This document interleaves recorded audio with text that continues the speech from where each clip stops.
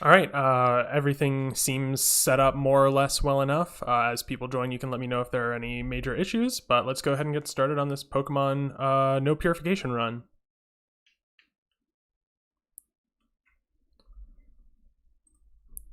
I'm going to put in my own name because I'm a real boy. I'm going to be... Can you do... Yeah, you can do lowercase in this game. Cool. It's been forever since I've played it. I've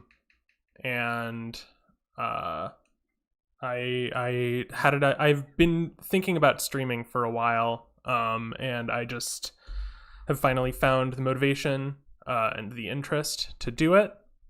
If you are curious, I am playing this on a real life GameCube using an old video capture card.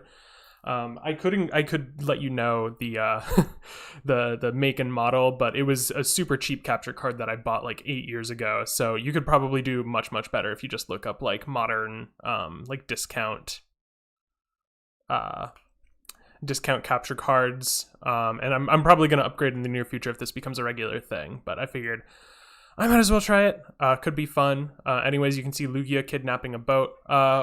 If you've never played Pokemon Colosseum or XD, essentially what it is there are these Pokemon called Shadow Pokemon that their moves are restricted, and throughout the course of the game, you gain the ability to purify them, that is to remove the shadowness, and allows them to level up, it allows them to learn new moves, all that kind of stuff.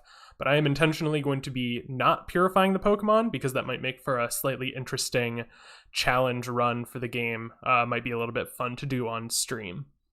Of course, you start with a level 50 Salamence. This is a very difficult game, so they've got to start you off with like something pretty strong to make sure that you can cope with what the game's going to throw at you naturally.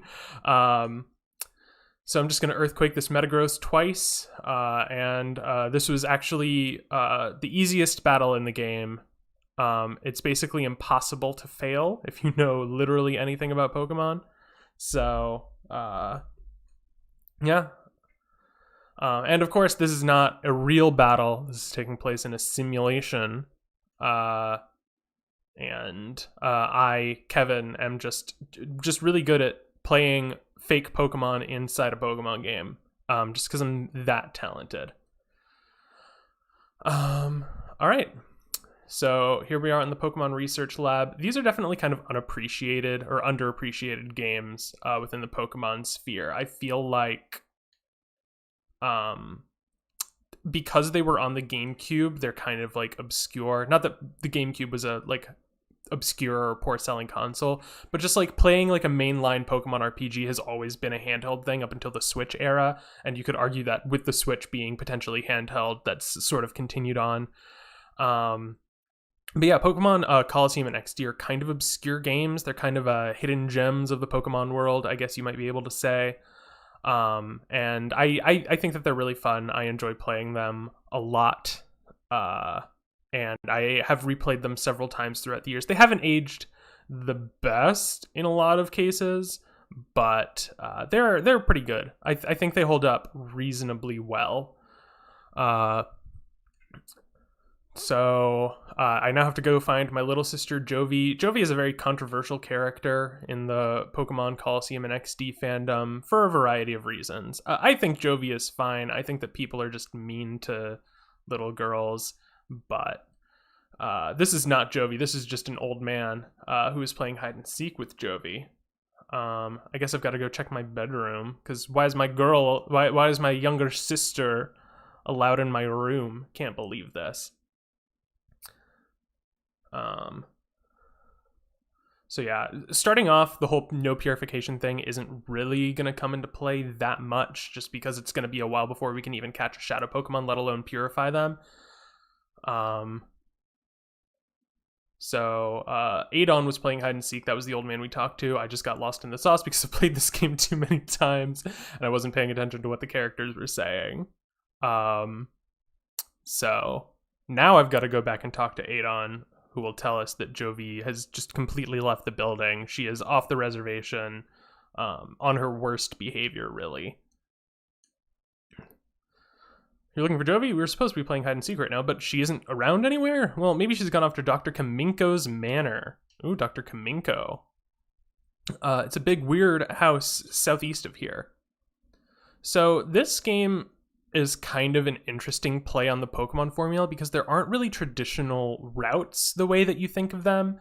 Like, in order to travel between areas, you just sort of like exit the one area you're in and automatically go to a menu to be able to select other ones. And you might think that that means there are going to be no wild Pokemon, and that's only kind of true. But that's a mechanic that we probably won't even get into during this stream, just because it's a few hours into the game, and I don't know how long I'm going to be able to play today.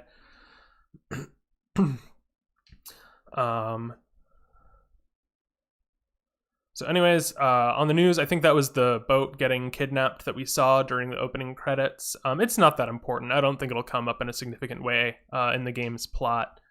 There are a couple of optional battles we can do out here, one in particular, but I'm not going to do those. What I am going to do, though, is come over here and collect this free item box and get 2 antidotes. Antidotes, as we all know, cure the poison status in Pokemon. That might come in handy. I don't know. Again, it's been a while since I've played these games, so I don't really know how often status comes up. Shadow Pokemon don't have a lot of the traditional moves that you might associate with Pokemon. So like status effects, like stat changes. There are some stat changing moves that Shadow Pokemon can use. But for the most part, you really don't have to worry about that kind of stuff, to my memory. Not to say that the game is just like flooded with Shadow Pokemon, but there are definitely a lot of them around. And they comprise a majority of the really difficult fights in this game have to do with Shadow Pokemon. So this is Chobin. Chobin is a well-loved character with his little gulpin face. I'm a really big Chobin fan. He uses Sunkern, which is the worst Pokemon. Chobin is fine. Ooh, also, I didn't actually show it, but this game, you start with an Eevee as your starter, which is pretty freaking awesome, and it missed Tackle. Okay, this battle is not going very well to start with. But Eevee as a starter is an inspired choice. I have gone on record saying that I think that Eevee should be the Pokemon mascot, like over Pikachu, definitely. Pikachu is just a little rat boy. But Eevee is great. Love Eevee. This is back in Generation 3, so there are only 3 possible evolutions for Eevee. Or sorry, not 3. There are 5 possible evolutions. This isn't Gen 1. There are 5 possible evolutions, which we will get to when we get to. I probably will be using Eevee and whatever evolution I decide, because this is a no purification run, not a no purified Pokemon run. I will split hairs on it, but I'll try to use Shadow Pokemon only as much as I can once we get to the point in the game where that's possible. Just to be a little bit more true to the nature of the challenge. So Chobin realizes what's happening, and this is our little sister Jovi. Jovi speaks of herself in the third person. I think that's a big part of what annoys people about her. It doesn't really bother me, but I guess I'm just a better person than everyone else. So now we've got to go into Dr. Kaminko's lab. Kaminko has a lot of really funny and interesting stuff in his lab that is definitely worth considering and exploring, but that I will probably not be doing at this time because I do want to get into sort of the main story of the game and get to the I want to get some Shadow Pokemon so that I can do the Shadow Pokemon thing. So with the VCR roll, wow, what a what a time to be alive. The Bad Sandals actually come up. There is a character in a city later in the game who mentions having bought sandals, and he was just like, I thought these sandals were supposed to improve my health. My health. The person who sold them to me assured me that they were the best invention possible, but I've just been on my deathbed ever since buying these stupid shoes. All right, but now I'm gonna go ahead and talk to Jovi.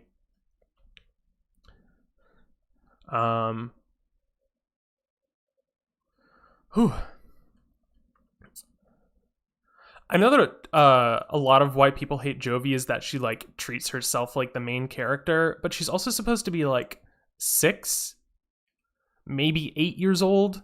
And I don't know if you've ever talked to like an elementary schooler, but they don't know anything. They think that they're the only people in the world, and not in like an egotistical way, just in like they don't have enough life experience to know that like the world doesn't revolve around them. I don't know. People are mean to children. But that's a whole story for another day. If Jovi has a million fans, I'm one of them. If she has one fan, it's me. And if she has no fans, then I'm dead. This is a Jovi appreciation household, and those who are unwilling to join me in my Jovi appreciation are unwelcome in this stream.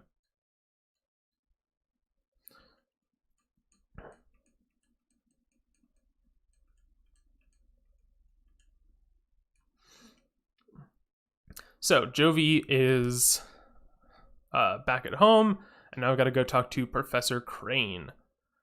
You can battle this guy, but again, I'm not going to because I don't like him. I think he's kind of ugly and kind of lame, honestly.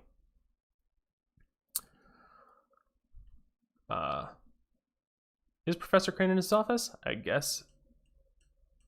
The director? He went downstairs. How did I not bump into him if he just went downstairs? Okay. He was not there 2 seconds ago. This game is unrealistic. Let me tell you that much.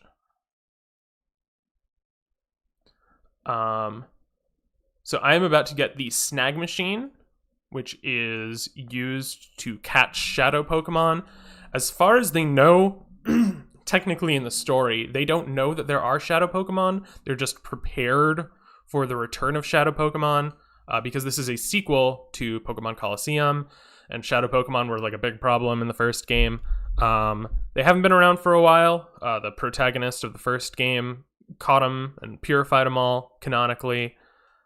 But the people at the Pokemon Research Lab are just like, we got to be prepared for all outcomes. I really love the look of the snag machine in this game. I thought it was cool in the old game, but this looks more like a, I don't know. I like the look of it. I think it's a very like sleek and polished design. Obviously, this game has a lot of design overlap with Pokemon Colosseum. And even though they were only released like a year or two apart, this game just strikes me as like so much more polished and put together as Colosseum. It's a well-known fact that the developers, Genius Sonority, didn't really know that much about Pokemon, and so I think that the Pokemon Company was a lot more involved in the creation of XD, and it really shows just in terms of like the difficulty curve of the game, how it's put together, the sort of like story and everything of it. And there was definitely a lot more effort put towards like the polishing and the sort of sleekness of the designs, and it shows in a lot of different ways throughout the game. Definitely one of the biggest ones has to be the appearance of the bad guys, the Cypher Peons, which they're about to show. Their uniforms in the first game weren't that bad, but they also were kind of dumb looking. I feel like the Cypher Peons in this game look like genuinely pretty threatening and cool. Like it's definitely still a Power Rangers inspired design, and you know, people can take or leave Power Rangers. I know that they're not for everyone, but I think that the designs actually look pretty sick in this game, if I'm being honest. And yeah. So anyways, here against Spinaps, we are finally over 22 minutes into the game, getting into an actually interesting trainer battle against this Teddiursa. And the interesting thing about this Teddiursa that makes me excited for this battle is that it's a shadow Pokemon. The shadow Pokemon are pretty common. I think there are 81 or 83 shadow Pokemon in the whole game. Oh, I've got to catch it right away. I'm not allowed to like use a move to weaken it a little bit. But yeah, I think that there are 81 to 83 shadow Pokemon in the game. So they're pretty common. There's a good variety of them. They range from level 11, which is this Teddiursa. I think there might actually be some lower level ones. But they range from like level 10, 11 up to level 55, I think is the highest level Shadow Pokemon. So that's about the sort of level range that you're dealing with in the game. Shadow Pokemon cannot normally level up until you purify them, but I'm not going to be purifying them, which means that I'm just going to be stuck with this level 11 Teddiursa forever. I think you're required to purify at least one Pokemon, and it might be Teddiursa. I might pick another one to purify. Technically, for 100% completion, you're supposed to purify all of the Pokemon, but I'm not going for 100% completion. I am just trying to beat the game, purifying as few Shadow Pokemon as I possibly can. Professor Crane's kidnapped. That's not important. That's boring. That's side information that you don't need to worry about. Everyone's really sad. Professor Crane. Actually, I do think that Professor Crane is a pretty underrated Pokemon professor. He has a lot of story significance in this game, and I feel like a lot of Pokemon professors, they don't show like doing research, doing science. They just sort of like show up once at the beginning of the game, give you your Pokemon, and they're like, I'm too old to actually be involved in the story. You can go take care of this. And the few professors who do buck that trend definitely stand out as some of my favorites. And I think Professor Crane is actually pretty underrated. I really like a lot of what they do with a lot of the characters in this game. I wouldn't go so far as to say that this is like a high quality story, because it's still like a baby game for babies, but I feel like the Colosseum and XD definitely have like more mature and interesting stories as the Pokemon universe goes. Obviously, like there's the sort of like, I hesitate to use the word edgy, but you could definitely make the argument that it's kind of edgy, that like, oh, they're Pokemon that are being turned evil by the evil team and they're trying to take over the world. Like, it's sort of like edgy and boring in that regard. But, you know, I think that it's such a fun concept to have like, I thought my mom went in here, but she did not. That's the Purify Chamber. It is a whole thing that we are not going to be getting into because I'm not going to be purifying Pokemon. But yeah, I think that the stories of these games are actually pretty good. They definitely do a lot of interesting stuff with like the atmosphere of the world. Pokemon Colosseum in particular was a very like sort of like grungy, dingy, run down kind of Pokemon region.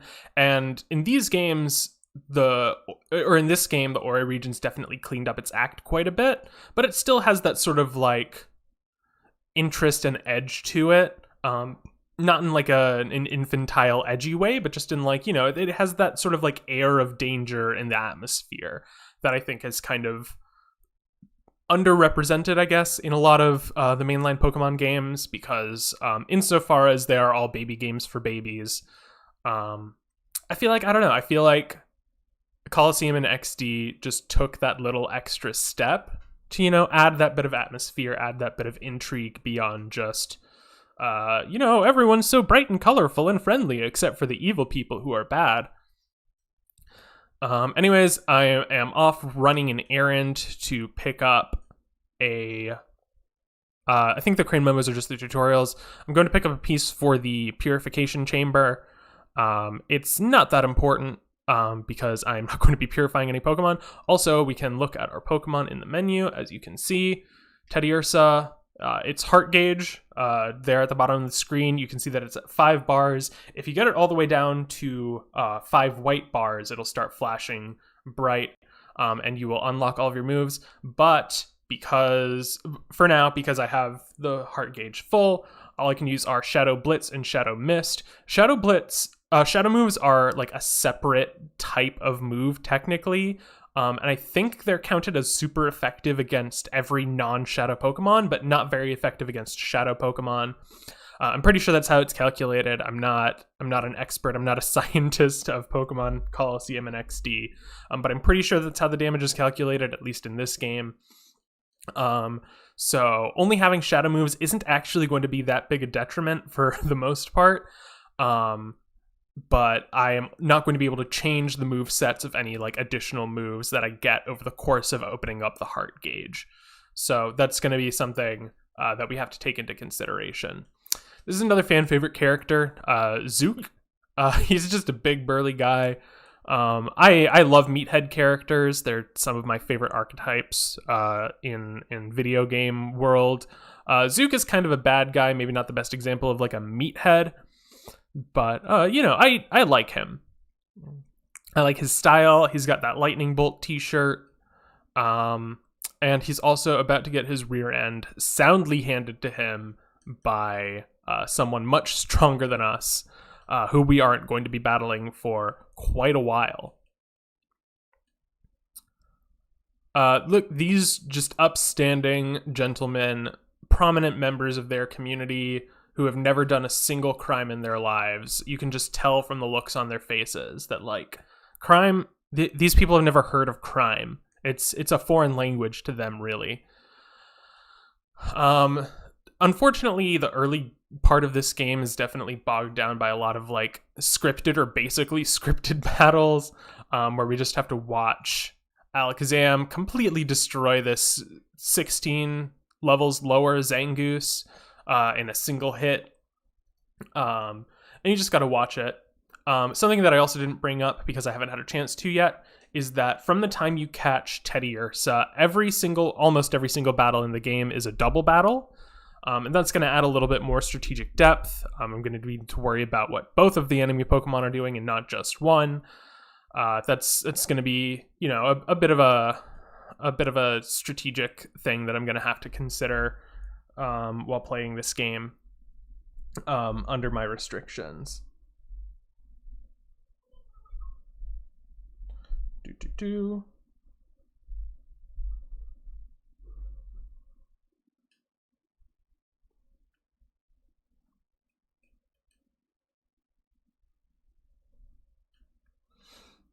All right.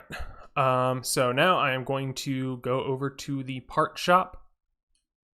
Or never mind, I'm going to get interrupted by this rude woman. Emily is Jovi's friend. I'm pretty sure that this is like the whole justification for Jovi coming along during this portion of the story is that she knows Emily and Acri, so she like knows how to get to Gatian Port. Like, it's a big port town. I'm pretty sure that like road signs will lead you there. But yeah, so here in Gatian Port, there is quite a bit of stuff that we can do. There are 2 shadow Pokemon that we can snag in this area, I believe. Neither of which are going to be very useful. I think they're both lower level than Teddy Ursa. But they're definitely stuff that is going to be useful because we're restricted in terms of what we're allowed to use right now. So heading into the parts shop, we can talk to this man. And he's just a completely worthless guy. He doesn't know how to do anything. But he is going to give us the evolution item for our Eevee, which is going to be very, very helpful.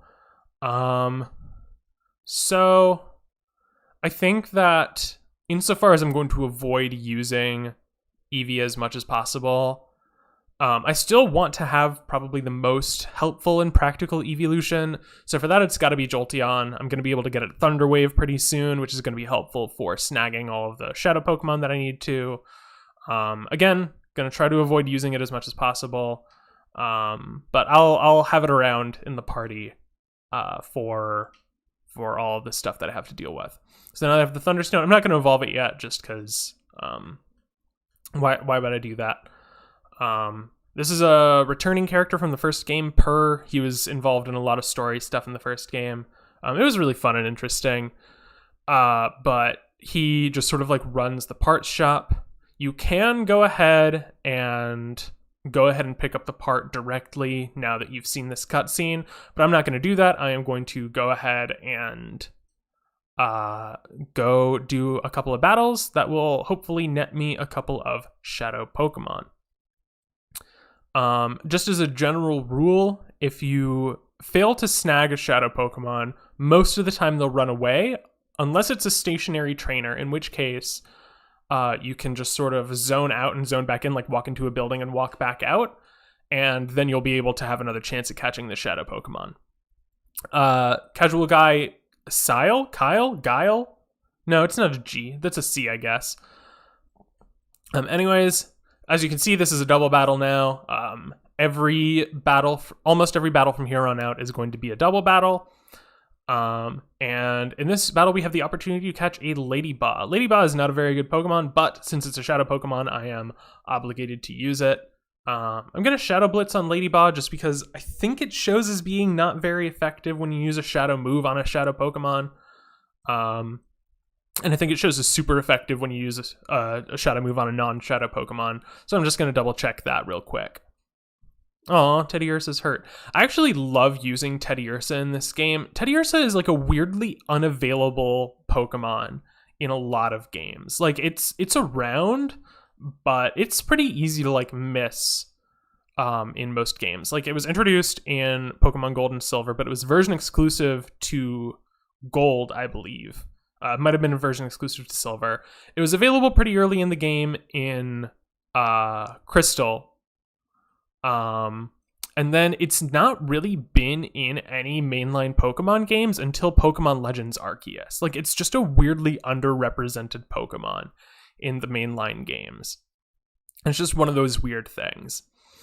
Anyways, Eevee just leveled up. I'm also not going to have the opportunity to nickname a lot of Pokemon, which is kind of sad. What does Shadow Mist do? I guess we'll find out by doing it. This tackle should be enough for me to go ahead and start trying to catch the Ladybug. Shadow Shed, I believe, removes stat changes from the enemy Pokemon. And I think this probably just like lowers evasion or something kind of useless like that. Yeah, it lowers evasiveness harshly, so by 2 stages at least. And I'm going to use a Pokeball on Ladybug, and I'll just call Teddy Ursa, I guess. Calling is a command. I believe that under most ordinary circumstances, it raises the accuracy of the Pokemon. So if you have a low accuracy move, calling might actually be a pretty viable strategy. But that's not something that we've really run into yet. So now that I have a Ladybug, I will be switching Eevee into the back of the party, and I will, to the best of my ability, avoid using any non-Shadow Pokemon for the rest of the game. Alright. Also, he makes reference to the fact that, like, oh, it seems like you stole my Pokemon. We actually did. If you rebattle him, I believe he'll have just, like, some random replacement Pokemon, like a Wurmple or something. I'm not going to actually change that because I need to go heal at the Pokemon Center. I guess I don't need to heal. I could just use a potion. Actually, I am just going to use a potion. One benefit of Shadow moves is that power points are infinite, so I actually don't really need to worry about healing at a Pokemon Center that often because I'm not really going to be running out of power points.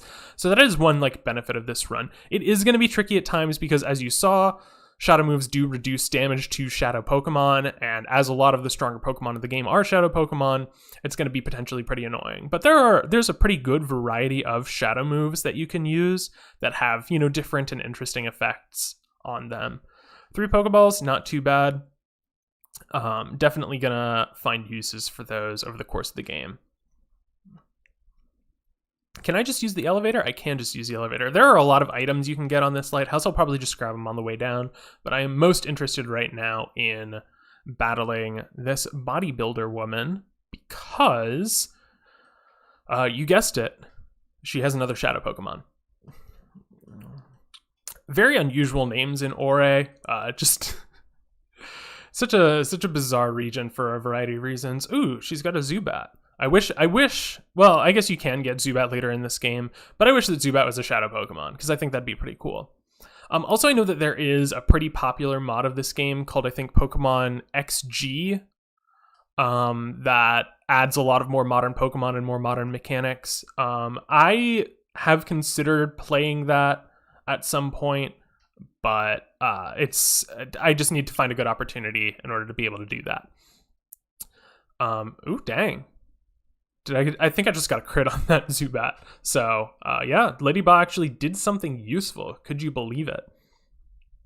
Anyways, now it's just going to be a fun little game of us chipping each other down with our not very effective Shadow moves. Hopefully, though, I will have the opportunity to show something pretty interesting that can happen to Shadow Pokemon, and a mechanic that matters a lot more if you aren't doing a no Purification run, but it'll matter a little bit in this game, or in this playthrough. Ooh, Pugiana just got a critical hit. Just gonna keep Shadow Blitzing. Probably once it's like on the lower end of the yellow zone, I'll start chucking some Pokeballs. But I think for the time being, I'm satisfied to just keep Shadow Blitzing and whittling it down, hoping that something interesting can happen. Shadow Hold, I believe, is like yeah, it's like Mean Look. It means you can't escape.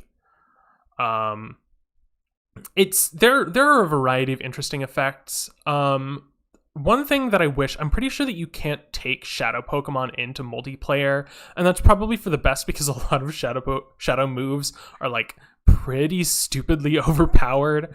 Like that's a double Mean Look. I don't know if Mean Look affects both Pokemon normally in double battles, but regardless, there are a lot of Shadow moves that are basically just buffed versions of ordinary moves. I'm gonna go ahead and chuck a Pokeball. And let's hit a Shadow Blitz. Why not? It's probably not going to knock it out. So if I don't catch, I'll at least chip its health down a little bit more. Yeah, there are a lot of really, really strong Shadow moves. I kind of wish that it was possible to take Shadow Pokemon into multiplayer. I understand why you can't for a variety of reasons. But there are a lot of really interesting moves and strategies you could potentially use if they allowed you to use Shadow Pokemon. I would be curious to see like what sorts of stuff you could potentially pull off. Okie dokie. So, did I catch? Yeah, I caught it. I just completely lost my train of thought. You have Shadow Blitz and Shadow Hold. I think they all just have Shadow Blitz. Shadow moves are also interesting because I believe that they were the first moves to essentially do the physical special split. Because they're all the same type of move, but there are some that are physical and some that are special. I believe, I could be mistaken on that regard, but I believe that all of the moves are calculated as being physical or special based on like the qualities that they have rather than just the type. So that's a pretty interesting sort of like gimmick in this game, is that it like sort of predicted the physical special split. At the very least predated it and like maybe even like inspired it a little bit. I do think that the physical special split was kind of inevitable because like early gen Pokemon mechanics can be pretty unintuitive at the best of times. So like it was only natural that they were going to modernize some of them eventually. Because it opened up a variety of like interesting game design possibilities when you made it so that like, oh, these moves can be like used by a physical fire type Pokemon. These moves can be used by a special fire type Pokemon. So yeah, I could go on about the physical special split really should have been in place since first gen. But you know, we can all look back with the benefit of hindsight and say that we're better than those who came before us. I believe I need to rotate it this way. Am I correct? I am not correct. Okay. I've just got to rotate it a couple more times. There are a couple of items that you can get by going in the houses around here, but I don't think any of them are like super necessary or that helpful to me. I might eat my words saying that eventually, but if it's important, I'll get to it when it's like properly necessary. So those are the only two Shadow Pokemon here in Gatian Port on this visit.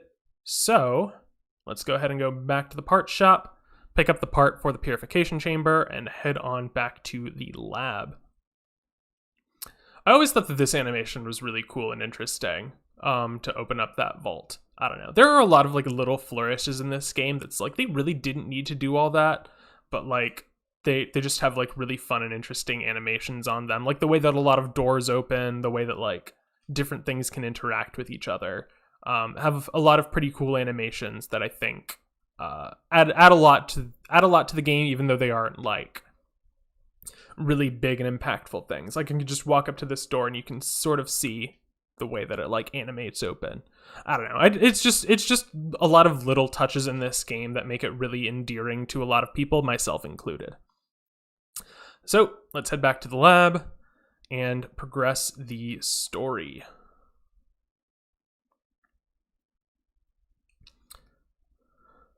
I promise that Purification is a mechanic that exists in this game. We'll get to it very, very soon, so that you know what I'm avoiding. Crane memos, again, more tutorials, but they're mostly just like basic Pokemon stuff, like lower the enemy's health in order to make it easier to catch. I think they do include some specific information pertaining to Shadow Pokemon, but I am more than capable of explaining any detailed mechanics for those as we come across them. So I've got to go talk to my mom.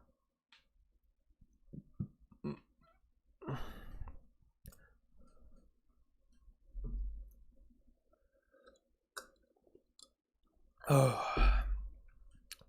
Remember to hydrate, kids. Hydration is very important, especially if you're going to be talking for long stretches of time the way that I am right now.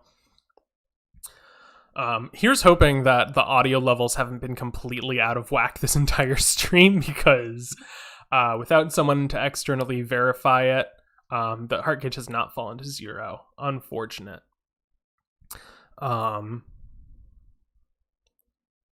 So there is a village called Agate Village that has the Relic Stone. It's very associated with Celebi, and I'm going to head over and put one of my Pokemon up for Purification.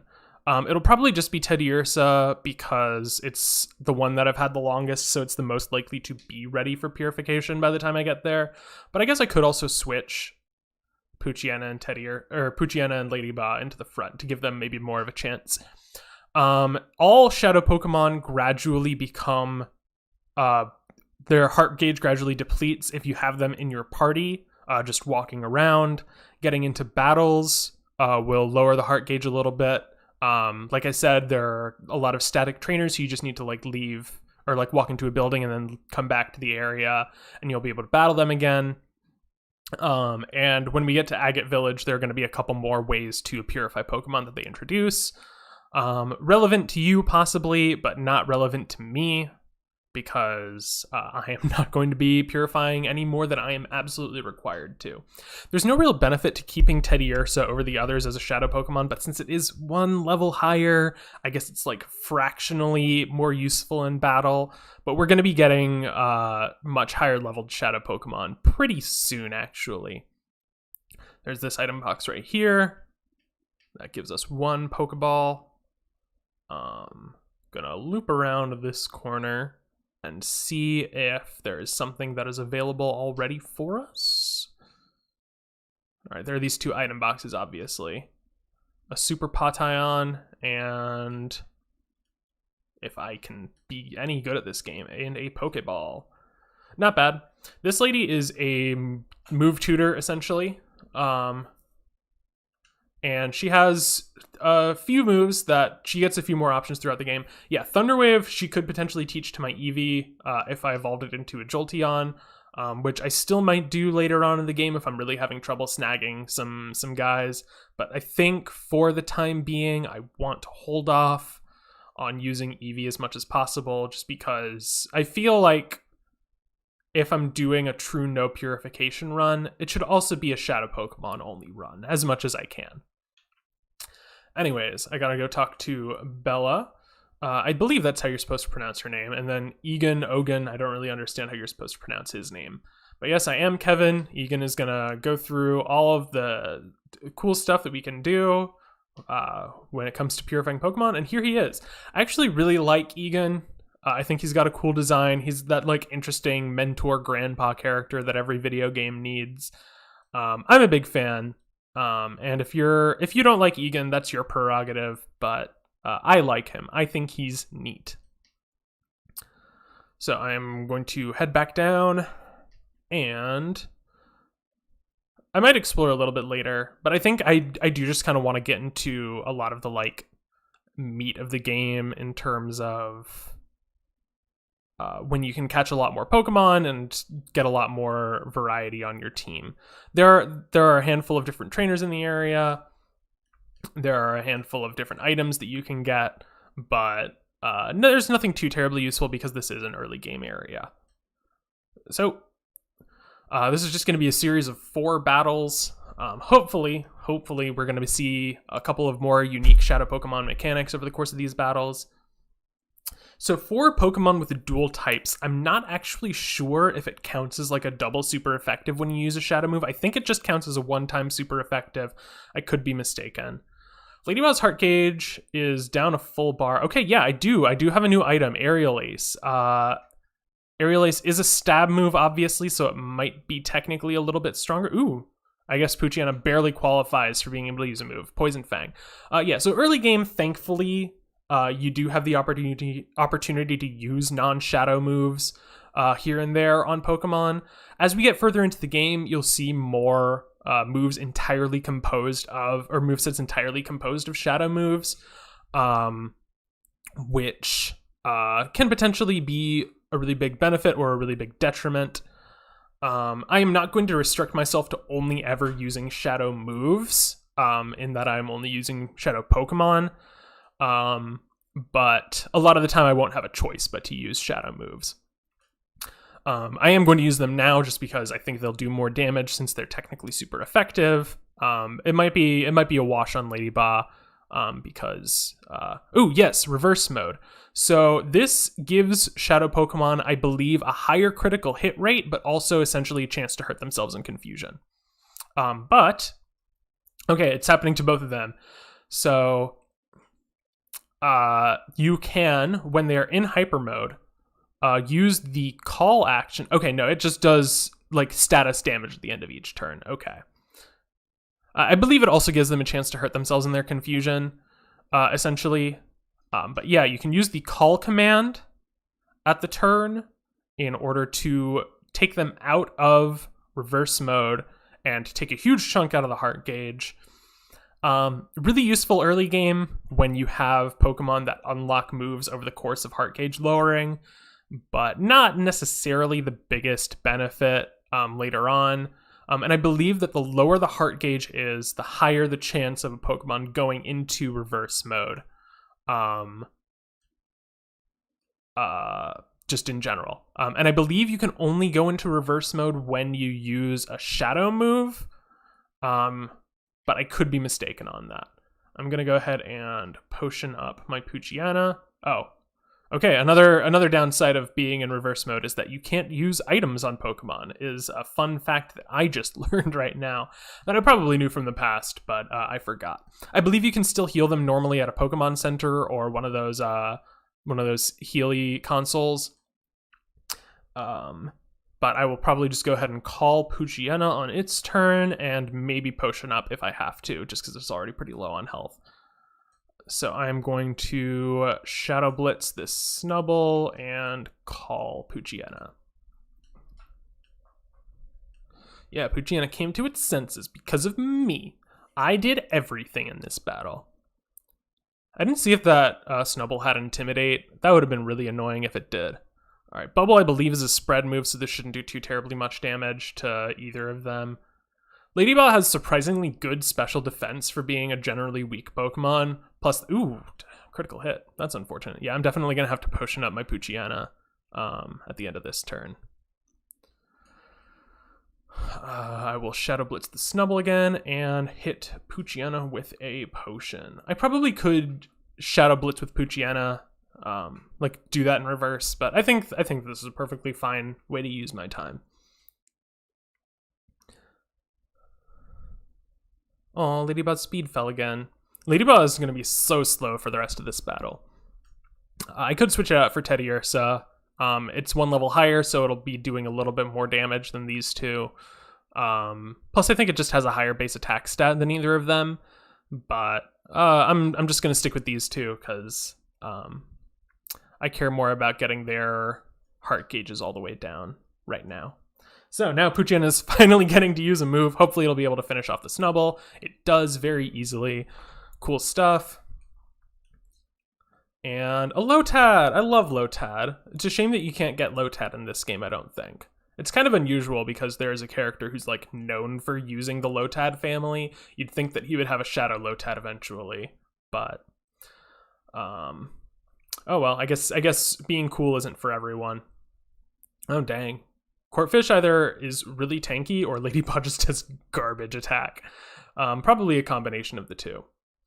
All right, I'm going to Shadow Blitz the Corphish again and call. I actually could have used Aerial Ace on the Lotad. That probably would have been a better use of Ladybug's turn. Corphish is also using Harden. That's annoying. All right, I think I might just focus down the Lotad because now the Corphish has higher physical defense. It feels like it makes more sense to just focus my attacks on Lotad since I have 2 super effective moves that I could use on it. I'm thinking way too hard about this battle because they're like level 8 Pokemon, but I'm just because a Pokemon is weak doesn't mean I should avoid trying to be strategic. So I'll hit with the Poison Fang. That's going to do a big chunk of damage. Ooh boy. Corphish is using Harden. Perfect. Just squander your turn. And it's probably going to be Lotad next because Ladybug's speed has been lowered like 4 stages at this point. But hopefully the Aerial Ace will be enough to finish it off because it's stab, 60 base power, super effective, can't miss. Yeah, and a critical hit even. That probably just did like 10,000 damage to that Lotad. Gotta love it. All right, now I'm just going to focus Shadow Blitzes on the Corphish, hopefully get a lucky critical hit, but regardless, just sort of whittle it down from here. Another bubble. I'm probably going to go heal at the Pokemon Center after this battle, maybe. I think I only have 2 potions left, so I guess it'll depend on whether I've got anyone in hyper mode at the end of this battle. Just because I'm kind of low on healing items. If I had walked around and grabbed some more, then I might not be in the sort of dire position that I'm in, but we are where we are. All right, so I'm just going to do a couple Shadow Blitzes. Poochyena will probably finish it off. Yeah, that's a good damage roll. And that is that battle. Very good. I'm debating whether I'll just potion up or whether I'll walk back to the Pokemon Center. I think I'll just potion up. Yeah, okay, she's just explaining how to get out of reverse mode, but I already explained it very well because I'm so smart and talented. All right, gonna use my last 2 potions. Here on Poochyena and Ladybug. Hopefully it'll be enough to get us through these next 2 battles. But if not, then we'll burn that bridge when we get to it. Oh, it's Matron Lady! It's Matron Lady, my favorite character. Ooh, and she's got a Slugma. Slugma is one of the best Pokemon out there. We all know it. Stop trying to deny it. It's a lava slug. I mean, what's not to love about it? All right, so let's go Aerial Ace on Cacnea, and let's just Shadow Blitz the Slugma. All right, this should do pretty good damage, if not like a one-shot. Okay, yeah, that's like 3/4 of its health. That's not too bad. You're holding your own a little bit here, Ladybug. And Poochyena did the exact same with a non-step move to Slugma, who I think has better physical defense than Cacnea. So, I really wish I could like Ladybug more than I do, but it just makes it so hard. Interesting choice to not go for the super effective hit, but you know, who am I to question Pokemon AI?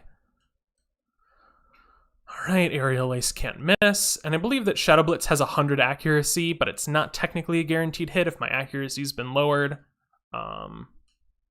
So that's something to be concerned with, but it's not going to come up right now, thankfully. Ooh, reverse mode. Sorry, it's hyper mode in the first game, and that's the way I remember it being called for a majority of my Pokemon playing experience.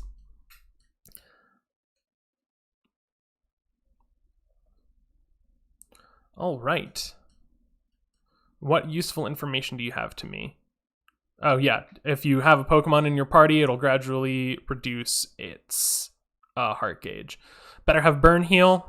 I guess technically that Slugma did have a chance of burning you in that battle. So, fun old man, he's got Crohn's disease. I shouldn't make fun of Crohn's disease. It's a very serious ailment. I have several loved ones who have Crohn's disease, and it's really difficult. They've got to like do a lot of very like careful diet planning and all that kind of stuff. It's not the most fun thing in the world, as you might believe. Having an autoimmune disorder might not be very fun. So I don't know if this will give me access to Poochyena's last move. I don't even know what it is. All right. Ooh, that could be scary. Why are you using fire moves on the dark type instead of the bug type? I will never understand Pokemon AI. Never in my life. And water gun. Ooh, they might just be focusing down the Poochyena is what it is. Or they're just being strange. Cool. I'll take it. I know that Lady Baw is slower than Poochyena. Howl raises attack. Not going to be terribly useful. That's probably going to KO whoever it hits. All right, yeah, that's Poochyena going down. Unfortunate. So let's send out Teddiursa. Teddiursa should have no trouble cleaning up these two, even if Lady Baw barely does any damage to the Horsey. And what's the damage roll going to be? Ooh, critical hit. All right, yeah, actually pretty decent damage. So I'll probably blitz the Abra with Lady Baw and then hit the Horsey just because I don't trust its ability to finish off the Horsey without getting another crit. Ooh, Lick. Lick is actually a pretty solid move that might be useful early on in the game because it has a pretty solid paralysis chance. So that might be my pseudo Thunder Wave. Lady Baw goes down, which means I'm going to need to send out Eevee, unfortunately.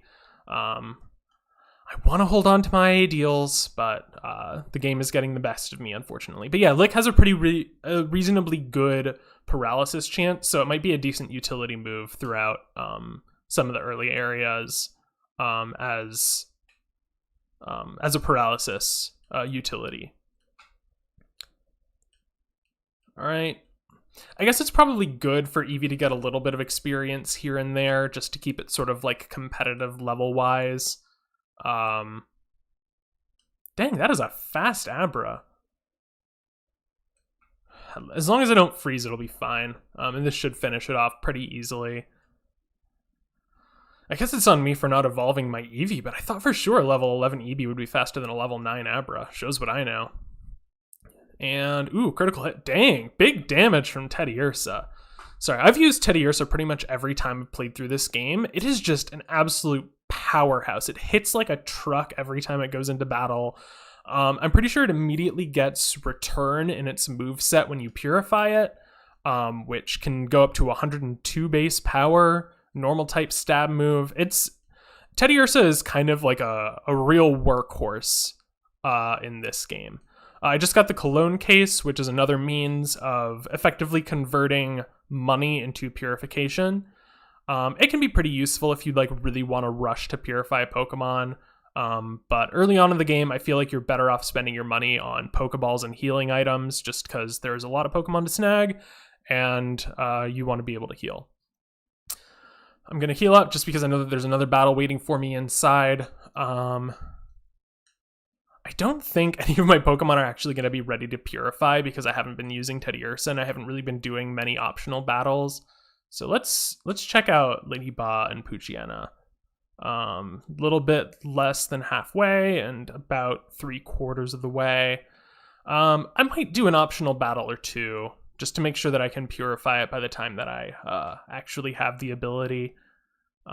You are required to purify at least one Pokemon before you can progress with the story any further. So probably Poochyena looks like it's what it's going to be.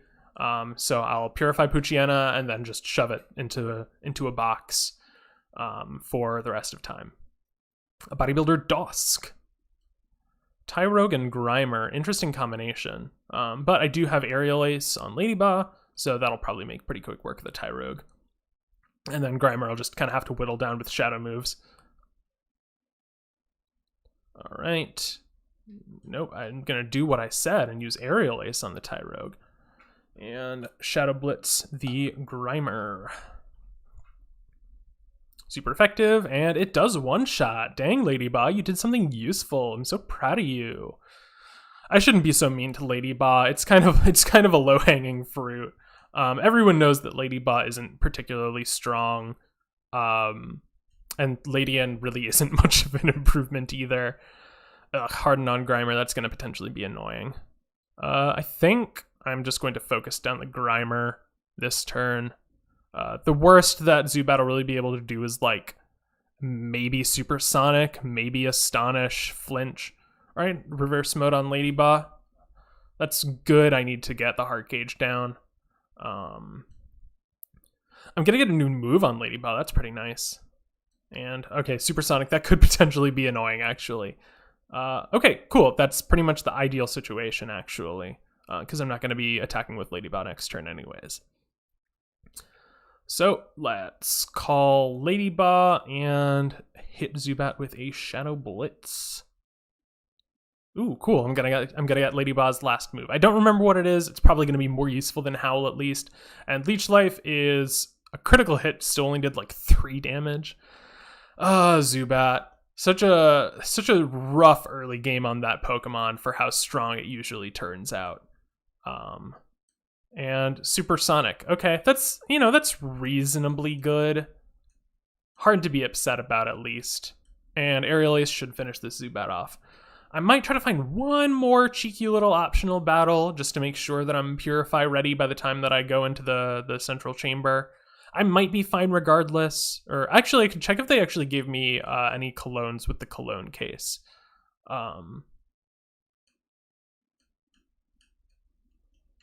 He wants to look at the relic stone. Let me check the cologne case. It should be in key items. And they did not give me any scents. I guess I can go ahead and show off scents. They're not really going to come up because I'm not going to be purifying Pokemon. But it might be useful every now and then for getting like a cheeky move here and there on some of them.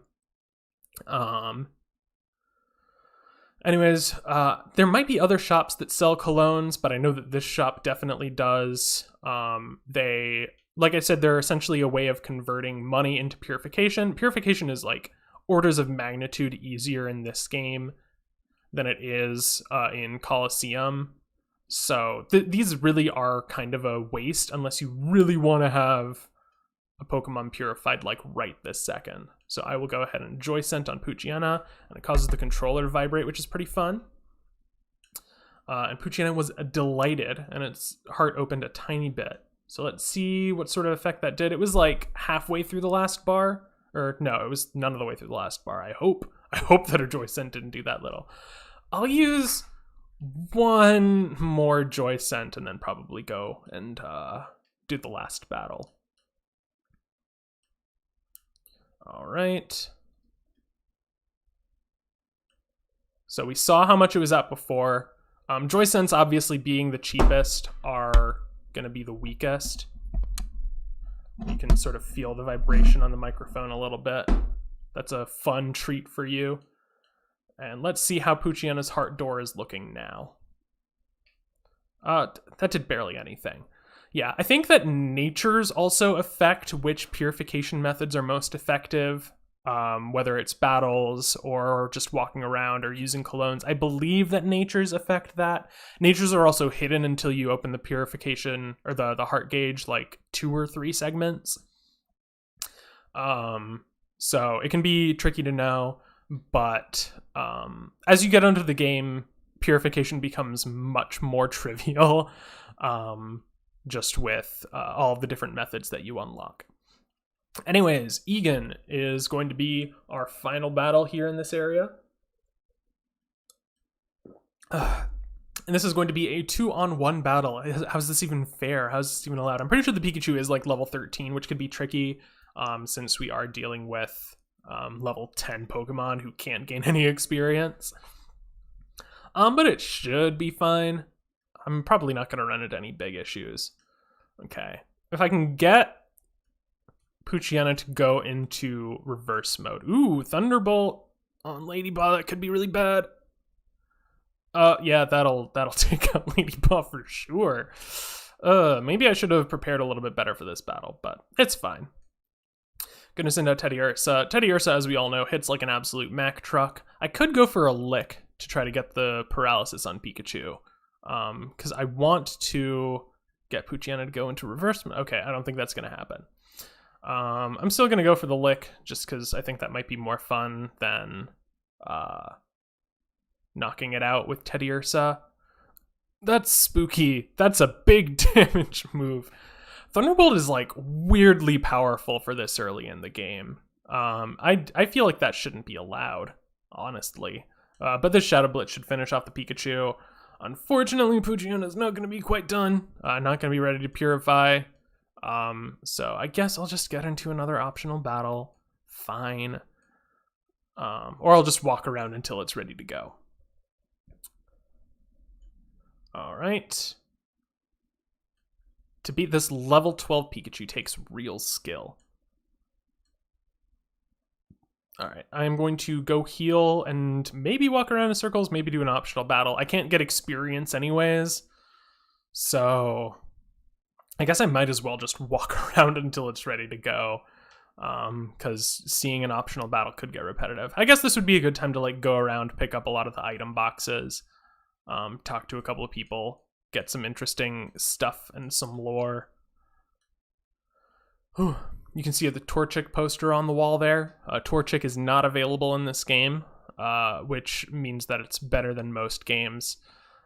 Just kidding. I don't hate Torchic. I think that it's kind of I think the Blaziken's kind of a dumb design, but I think Torchic is perfectly serviceable. All right, what do you have for me? It's quite rare to see a child visitor in our village, huh? Aren't I a kid too? I may be young in body, but old in heart. That's what I imagine those characters talking like in this game. This item box contains an ether. Ether restores power points, which, since shadow moves have infinite power points, that is not going to be overly useful to us. I'm here to see Egan. Saw him run around. But there is a Lotad who you can talk to. What do you have to say, bud? Tadadad. A philosopher, really. Gonna loop back up around over here. And this guy is actually kind of an interesting case. You can't normally get berries in this game through ordinary means. Like, there's no farming mechanic. That was a Rost berry, which I believe heals burn. Pretty useful. This is the Pokemon Daycare. I believe not yet, but later in the game you can leave shadow Pokemon there and they just sort of naturally get purified over time.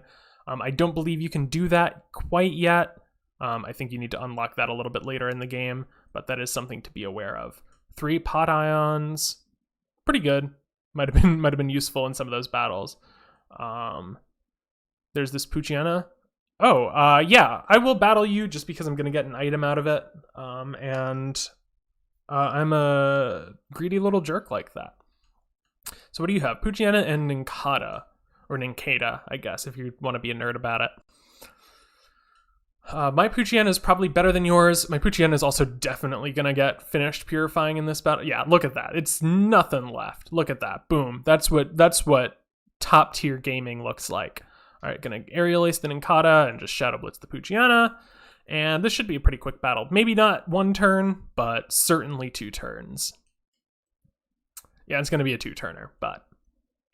Oh, I might be able to purify Lady Batu, but I'm not going to because I need to keep at least 1 other shadow Pokemon so that Teddiursa isn't just fighting alone. I don't have a way of taking out 2 Pokemon at once, so I might just leave Lady Ba in reverse mode. We might get to see some of the fun effects of it. I'm torn. I'll probably just leave Lady Ba in reverse mode. It's not really a big deal. I can call it in a later battle, or hopefully get rid of it pretty soon in lieu of, or in favor of a stronger Pokemon. All right, Aerial Ace to the Nincada. I also believe that the higher critical hit rate in reverse mode only applies to shadow moves, but again, you could probably fact check me on that. It might apply to all moves. So anyways, Poochyena is definitely ready to purify at this point, and if it's not, it will be on the walk back. The prize is TM09, which I believe is Bullet Seed. Yeah, Poochyena can now be purified. Let's check my items. Shadow Pokemon can't learn TMs either, but yeah, that's Bullet Seed. Not a particularly useful move regardless, so not much love lost there. But there are definitely some Pokemon where you would kind of wish that you could use TMs on them. Like later on in the game, if you get like a Brick Break or an Earthquake or a Shadow Ball or something like that, or a Flamethrower to throw a special move into the mix. Anyways, let's go ahead and purify our Poochyena so that I can never use it ever again. but progress with the story. Again, I'm only going to be using Lady Ba for one or two more battles, hopefully. But all right, Poochyena, it's time to say goodbye forever. Bum bum bum. Nope, not yet. Bum bum bum bum bum bum bum. So, when you purify Pokemon, they regain all of the experience that they would have gained. Also, the moves that were hiding under their shadow moves, which are Dig and Heal Bell, could be pretty useful. But yeah, there's all the experience points that it would have gained if it had been battling normally, which should get it probably up to level 12, maybe 13. I'm not going to be using it, so it doesn't matter. I guess it's not going to level up. You can also nickname Pokemon. I believe the Name Raider is also in this town, so I might go ahead and... since this is going to be one of my few opportunities to nickname a Pokemon, I'm going to take advantage of it and just say hello to Weird Dog. Also, hyenas are technically felines. I was very confused when I learned that because my first real introduction to hyenas was Poochyena and Mightyena. So I was very, very confused to learn that they were actually technically felines because they're dogs in Pokemon. So obviously they're dogs in real life, right? That's how logic works. Oh, frick. I forgot that Mount Battle was a thing. All right, I guess I do have a few more battles where I'm going to be using Lady Ba, so... opportunities are opportunities. Yes, you can have my P-Star DA number. So yeah, I guess I've got to stick with Lady Ba a little bit longer, but it's not that big a deal. It can't be that much worse than Poochyena. I am going to move my Pokemon around.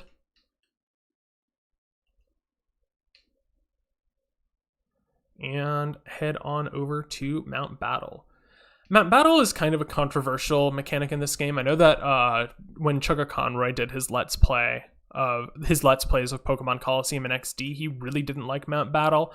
I like Mount Battle. I think that it's fun to have that sort of like stage dungeons.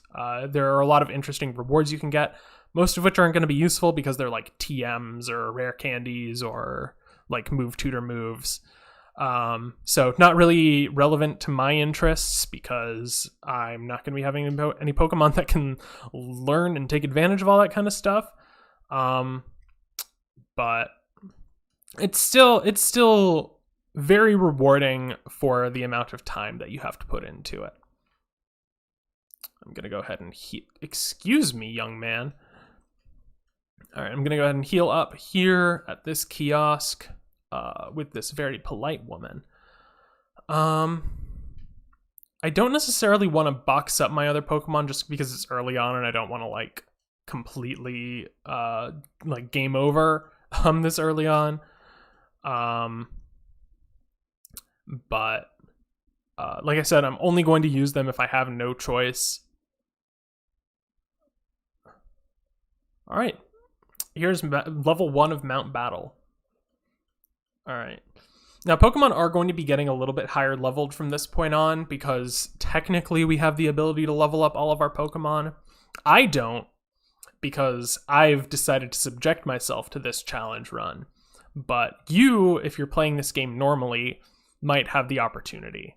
So yeah, I guess now is as good a chance as any to call Lady Ba and just Shadow Blitz with Teddiursa. I do like Lady Ba's cry. I think it's quite cute. And Growl on Wingull could be annoying. I believe that Growl hits both sides. Yeah, okay. So I'm just going to be doing a little bit less damage for this entire battle, so it's going to take a little bit longer. It looks like it wouldn't have been a one-shot anyways, so not much love lost there. Does String Shot also hit both sides? I think it might. I don't remember because I don't really use... I mean, double battles aren't really a thing in the mainline games regardless, and I've never really used like status or like stat-affecting moves during normal in-game playthroughs. But I don't know a lot of like early moves, whether they affect both Pokemon or not. All right, That's not going to do very much damage, thankfully, because even though they are a little bit higher leveled, they're still low leveled. So I don't need to be that worried. Come on, Ladybug. That's pathetic. Those aren't even rookie numbers. Those are like, I don't even know. Ladybuzz. Maybe if it could gain experience, it might be a different story. But for the time being, it is just not really pulling its own weight. Teddiursa is so cute. I just love that little guy. This is definitely the game that like endeared me most strongly to Teddiursa and Ursaring, just because like you use them during the whole game, like they're around, so you know you have time to get emotionally attached, and I love that for them. Oh, Ladybug got poisoned. But like, look at this little like rolling tackle that Teddiursa does. It's just the most precious little baby. All right, so you're gonna Aerial Ace and you're gonna Shadow Blitz, and one of you is definitely gonna take this Wurmple out, and it's gonna be Ladybug. Congratulations. Because this is a relatively early generation game, poison does passively damage you in the field, and it makes a really annoying screen flashing effect, so I think I'm just going to go ahead and heal off the poison before I have a chance to show it off. Ladybug can be purified, but I'm not going to. Alright, let's Antidote on Ladybug, and head on forward.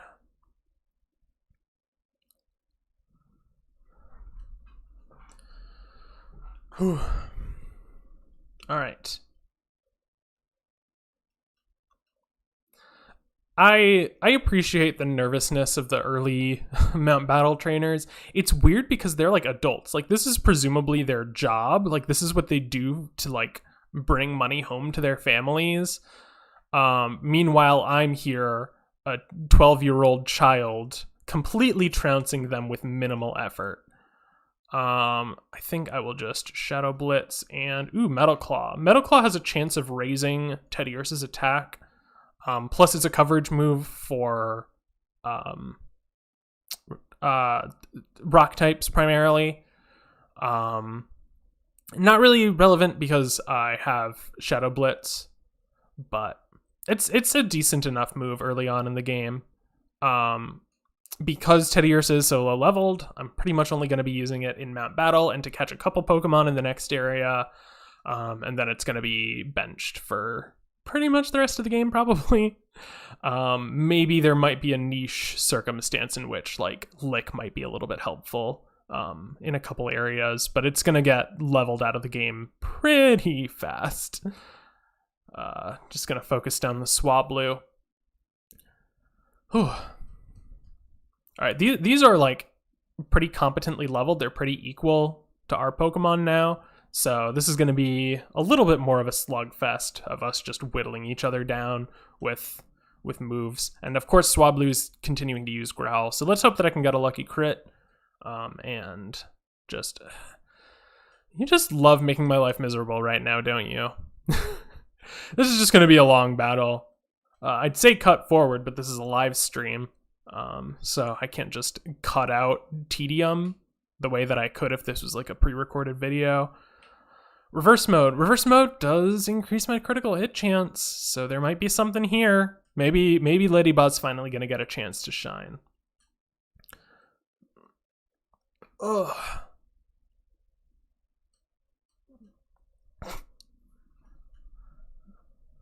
All right. Reverse mode attack hurts Ladybug. Oh no. I don't want to be so mean to Ladybug, but I continue saying very rude things about it. Let's say something nice about Ladybug. It is based off of ladybugs, which are a very cute little beetle. Comet Punch is an interesting signature move, even as other Pokemon have gotten access to it. I like bug types. Those are all nice things that can be said about Ladybug. Alright, it's going to be one more turn, and then I'm going to finally end this eternal nightmare. I I guess I can go ahead and call Lady Ba and Shadow Blitz with Teddy Ursa, just so that I'm not going into the next battle with hyper mode or reverse mode. I'll get used to it eventually.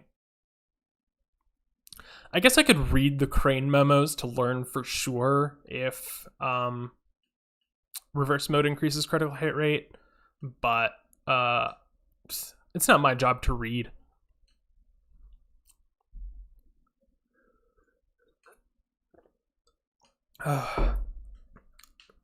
Do I want a potion up? I think I should probably go ahead and just throw a quick potion onto Lady Ba, just for safety. I could throw one on Teddy Ursa, but Teddy Ursa's fine.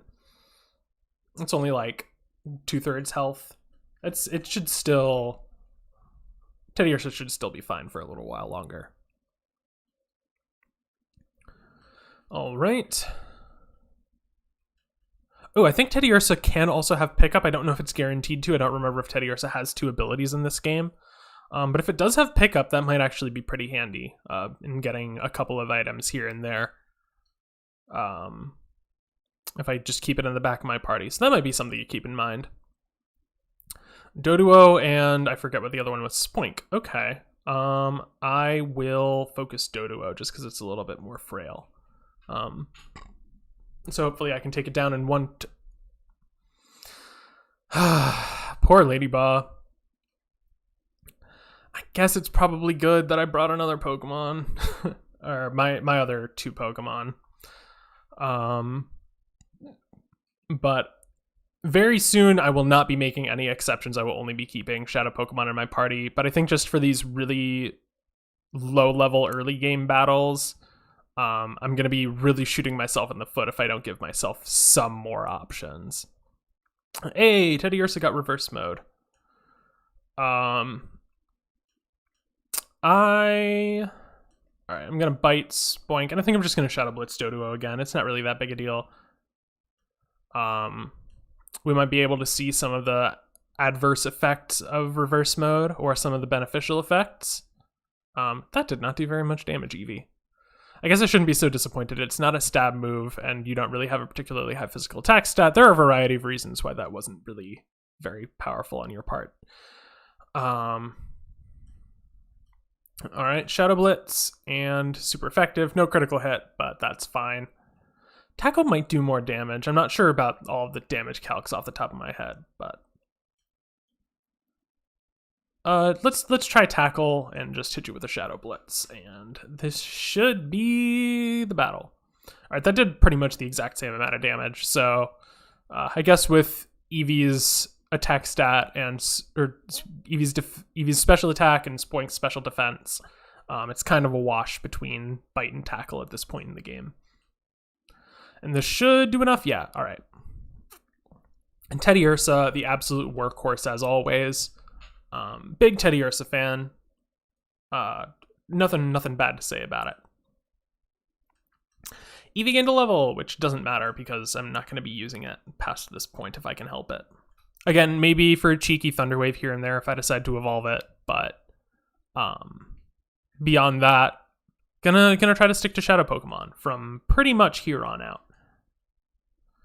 Because when we go to the Shadow Pokemon, or the Cypher Lab, I guess it's not technically the Shadow Pokemon Lab. They don't know that it's the Shadow Pokemon Lab. But yeah, I'm going to have the opportunity to snag quite a handful more Pokemon very, very soon. And I'm really looking forward to that, because I want to get away from Lady Ba as soon as possible. Alright, Aiden has... Okay, Pokeballs are now available at the Agate Pokemart. That's going to be helpful, probably. You could buy them at Gatian Port, I think.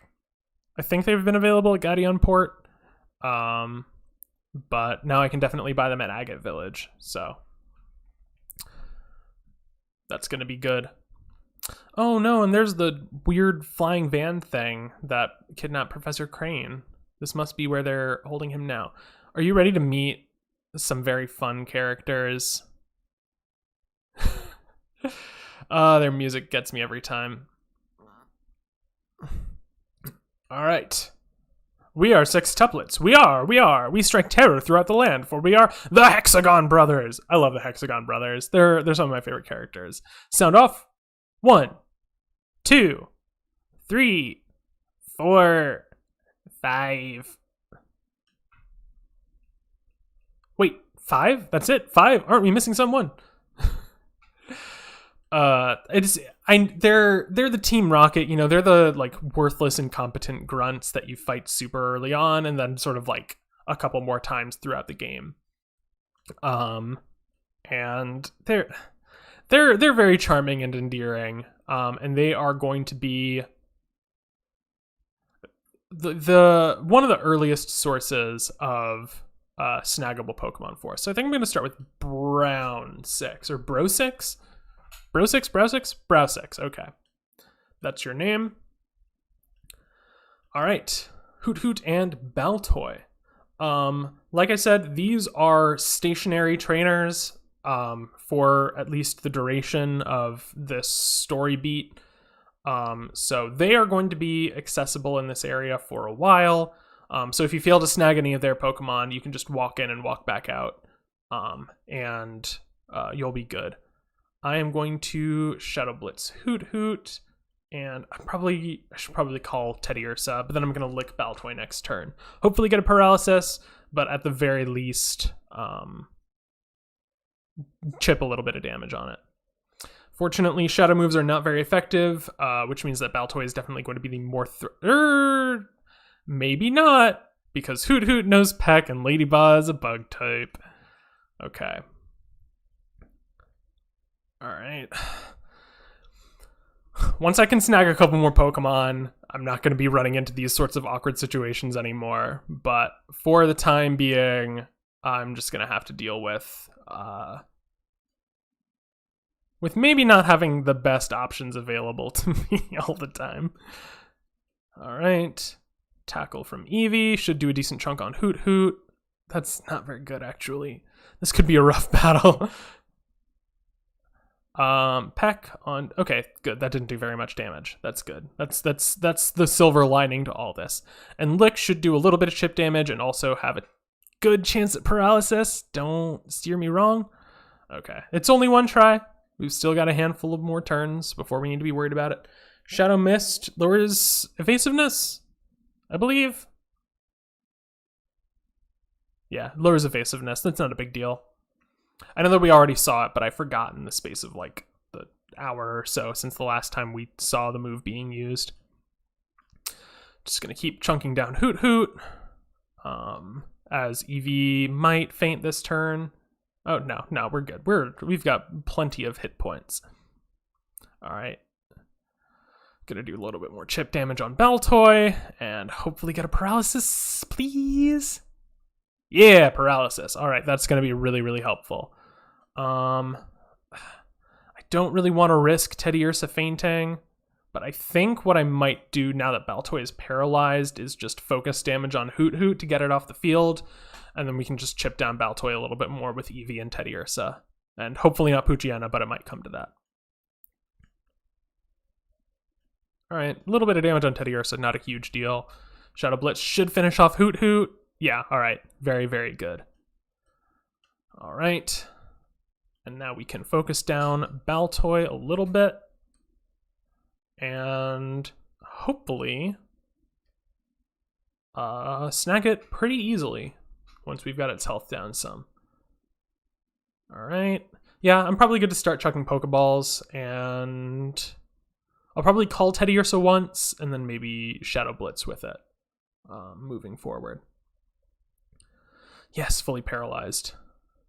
All right, yeah, I will throw a Pokeball with Eevee and then call Teddiursa. And that should be my turn. Okay, so calls do come after Pokeballs, which means that if I'm lucky, I might not have a chance to get Baltoy or get Teddiursa out of reverse mode. But all right, cool. All right, I have a competently leveled Pokemon now. The game is going to be easy. All right, Brow 6 defeated. You can just battle all of them here, but I am really not in a position to do another battle. So I'm just going to step inside real quick and heal up. And after I've healed up, I will have a better chance to snag more Pokemon. All right, and I will switch Baltoy to the front, and I'm going to check Teddiursa's ability because I'm pretty sure it has pickup. All right, yeah, it does have pickup. All right, so it's probably going to be good to keep in the party, even if I'm not going to be using it in battles. I'm still going to catch a couple more Pokemon before boxing any of my guys, but all right, time for another count off. Hexagon Brothers, 2, 3, 4, 5, 6, 7, 8. Wait, 8? No, there are too many of us. Brothers, beware. There may be spies among us. Amogus? Amogus? Alright, I believe that's the last, cutscene they have. I'm gonna do... Let's do Perp 6. The purple one, because they're very well named, actually. I wonder if these are, their real names or just their code names. And really makes you wonder. Alright, Coughing and Grimer. Neither of these are the Shadow Pokemon. Yes, this guy has 3 Pokemon and doesn't throw out the Shadow Pokemon immediately. What a concept. He may even have 4 Pokemon. I don't remember. Alright, so what I'm going to do is I'm going to Shadow Blitz the Grimer and just call Teddiursa. Alright. Teddiursa's technically going to be ready to purify soon, but I'm not going to do it. Good chunk with Baltoy. Definitely a big upgrade from Lady Ba. Very, very pleased with this. Very pleased with your performance so far, Baltoy. And gonna Shadow Blitz, focus down the Grimer. And that should be good.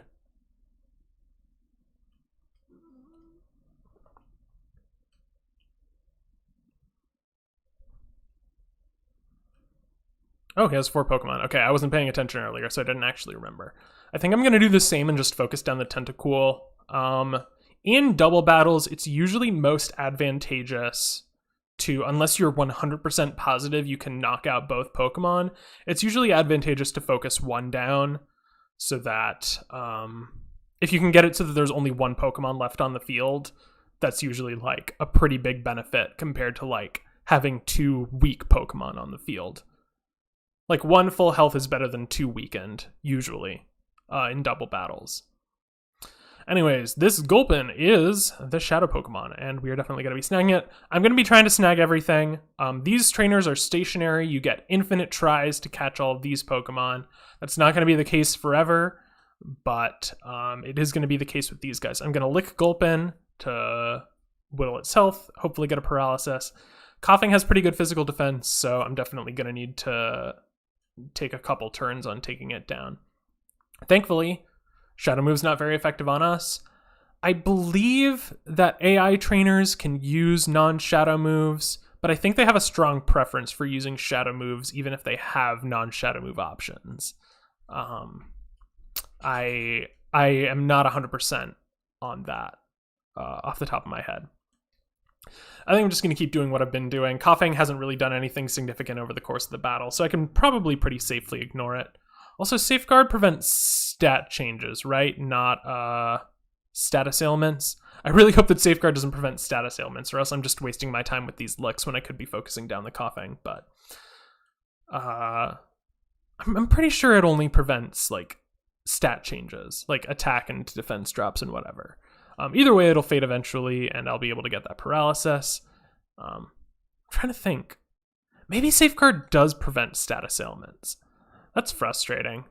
But regardless, it should only last 2-3 more turns at this point. So I'll just keep trying for the paralysis with Lick. And maybe whittle Gulpin down a little bit with Shadow Blitz on Baltoy. Alright, Shadow Blitz is not the only attacking Shadow move, though you may be led to believe that that is the case up until this point. There are going to be more, I promise. They're coming in very soon. Alright, yeah, I think Safeguard does prevent status ailments, and I forgot that Tentacool used it. So, I guess I'm just going to be chipping health down like this. That's not a big deal. Because Gulpin also can't do very much damage, so... I also love the lick animation in this game, just with how big the tongue comes out. I just think that's very funny. All right, and Safeguard faded. Okay, so I should be able to paralyze this turn. It's not guaranteed, but I'll at least have a chance. And Lick, I think, is like a 30% chance of paralysis, maybe higher. I don't want to look it up right now. All right, Shadow Blitz from Gulpin does basically nothing. And Lick from Teddiursa won't do very much damage, but has a chance of paralysis this turn. So let's see how it goes.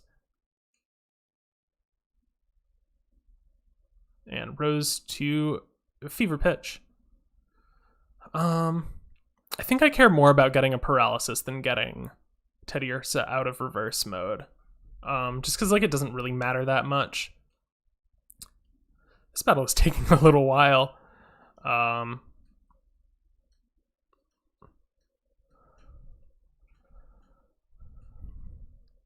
right, come on, get that paralysis, Teddiursa. Come on, do your thing. Dang it. After everything I've given for this country. I don't think Gulpin has like Limber or anything for its ability. I think it's got Liquid Ooze probably. Maybe Sticky Hold. I don't know if Sticky Hold is an ability in this game. Regardless, I don't think that it has like anything particularly dangerous or anything that would prevent paralysis. Maybe Clear Body, but Clear Body only prevents stat changes, not status ailments. All right, come on. I'm pretty sure Lick has like a 30% paralysis chance, so I really should have gotten it even if it was immune for the first like 3 or 4 times that I used it. All right, I think regardless of whether I get the paralysis, I think I'm just going to chuck a Pokeball and call Teddiursa next turn. Just because I don't want Teddiursa to faint from the passive reverse mode damage. And do I get the paralysis? Okay, cool, I got the paralysis, so it was a moot point. All right, and I'm going to Pokeball. And I'm going to call. Again, I might not get the chance to actually call Teddiursa, but if I catch Gulpin, then that means I'm going to be using Gulpin in the next battle anyways, so it's kind of a moot point. All right, cool. Gulpin was caught. All right. And you can easily make a whole team of 6 from just these guys standing out here, and I have several times playing this game, basically had my full team for the rest of the game from just these first few guys. But because I'm not allowed to purify, I'm probably going to be switching out Pokemon a lot more frequently than I would during an ordinary playthrough.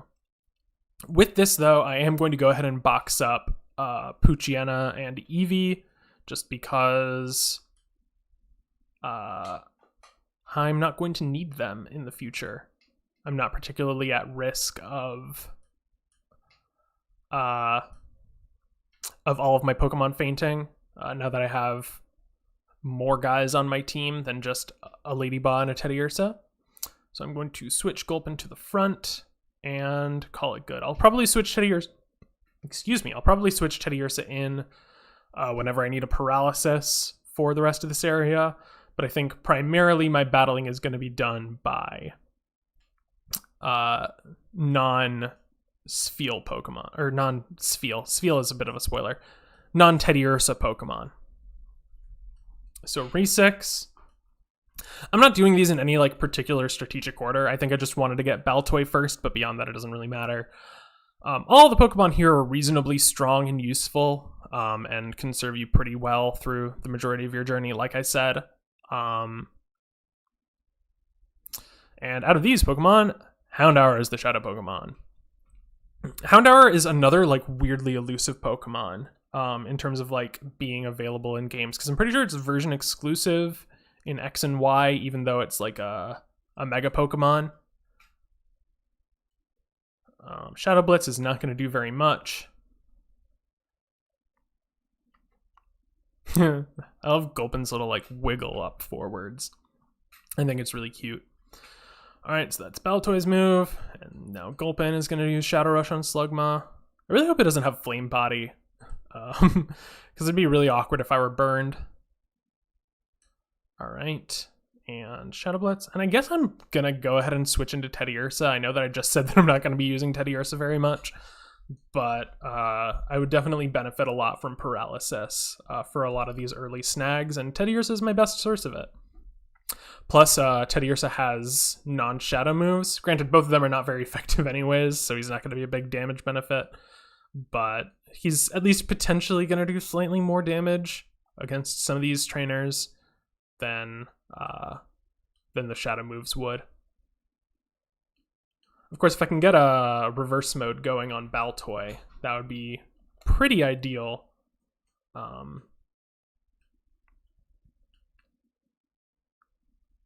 Because then I could purify it more and potentially get a non-shadow move on it. Granted, these early games are really just going to be chip fests like this for pretty much anytime I'm trying to snag anything, just because I'd want to be careful to not accidentally knock anything out. So far, all of the Shadow Pokemon have either been guaranteed in Teddiursa's case, or they've been static trainers, which means that if you fail, it's not that big a deal. You can just leave and come back and you get another chance immediately. But that's not always going to be the case in the future. And when it's not the case, I want to be proactive as much as I can. Shadow Blitz on Houndour, which is not going to do very much. It's weird to me that, I guess it's because, like, it's for a variety of game design reasons, I'm sure, but it's weird to me that enemy Shadow Pokemon can't go into reverse mode. Just a weird quirk of having AI-controlled Shadow Pokemon, I guess. Alright, cool. Houndour is paralyzed. So I am going to Shadow Blitz on Houndour, and I'm going to go ahead and switch back out to Gulpin, and because they're going to do a better job of whittling down Houndour, I think. Well, Baltoy and Gulpin together are. If you switch out Pokemon a lot, do you get the benefit of, like, the heart gauge getting lowered multiple times? I don't actually know because I don't really switch Pokemon around a lot. Doesn't look like it, so. Again, not really relevant because I'm not trying to purify anything, but it's potentially helpful information if you are planning on purifying Pokemon. So. Maybe like a tiny bit, but not really anything super perceivable. Alright, should be able to catch it pretty easily from this turn, and then I can move on to the next one. I'm finally not having to heal after every battle, just because I'm using stronger Pokemon, and I'll hit it with another Shadow Blitz, why not? Even if I crit, it's probably not going to faint it, so.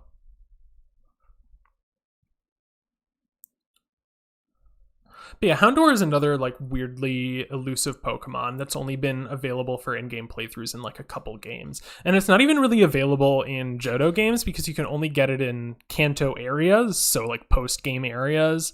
But Johto has a ton of issues. Houndour joined our party! Yay! That's something to be excited about. Teddiursa can now be purified! Yay! Never gonna happen.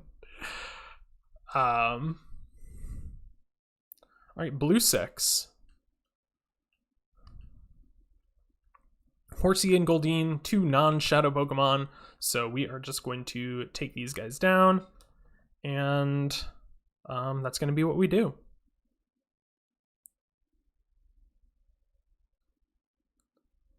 Shadow Blitz and Shadow Blitz. Again, I'm just going to focus down the non-shadow Pokemon to get them off the field, and then focus on the shadow Pokemon in order to make it easy to catch. Pretty solid and straightforward strategy, I would say.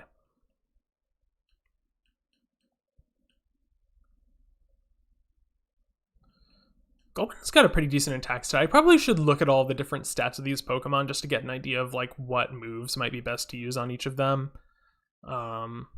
Because, like I said, shadow moves do matter for physical versus special attack. I'm like 99% sure on that. All right, I'm gonna just check summary. Ooh, Teddiursa has an item. That's good to know. All right, your attack is 20 and your attack is 21, special attack 24. Okay, So Gulpin's going to be doing like very slightly more damage than Baltoy. That's good information to have. On average, I guess. There's going to be some damage rolls involved, obviously, but this early on in the game, there's not going to be that drastic of a difference. Water Sport. Yeah, because of all these fire-type moves I'm using on your water Pokemon. Fire Sport and Water Sport and Mud Sport are two very odd moves that, like, aren't on the Pokemon that would realistically need to have them. Because, like, Water Sport is mostly learned by water Pokemon, but they resist fire anyways. And Mud Sport is mostly learned by ground Pokemon, and they're immune to electric. So it's just, if more pure water-type Pokemon could learn Mud Sport, there might be some practical applications to it. But they really don't. So it's just kind of this awkward thing. Also, I don't remember if Spheal has attacked yet, but Spheal, I believe, has the first documented non-Shadow Blitz attacking Shadow move, which is Shadow Wave, which is a split move. It does damage to both Pokemon, and I believe it is specially based. It's not going to do very much damage because it's A, a split move, and B, not very effective on Shadow Pokemon, but it is definitely interesting. Alright, I'm going to Liquid Spheal, and yeah, Spheal is tanky. Going to lower our evasiveness, even though you're using perfect accuracy moves anyways, so it's not going to make any difference.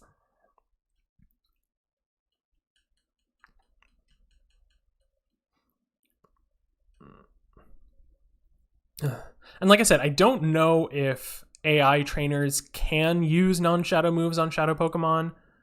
I just know that they have a strong preference for non-shadow moves. Or for shadow moves, rather. I don't know if it's like a guarantee or if it's just like a usually thing.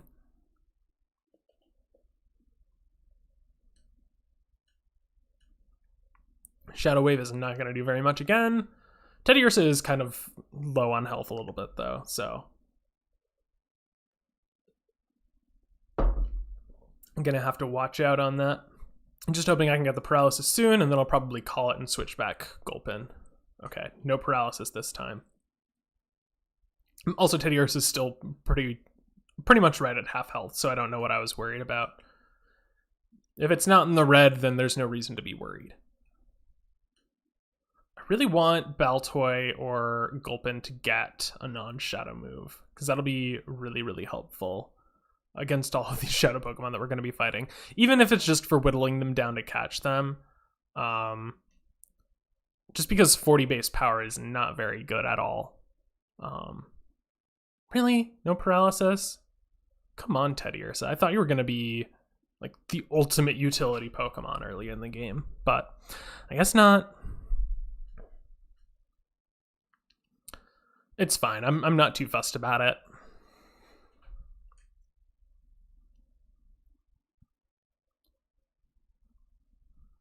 Okay. I think this has been like 4 licks on this field though, so maybe 3. Maybe that was the 3rd lick. So no paralysis. What is up, man?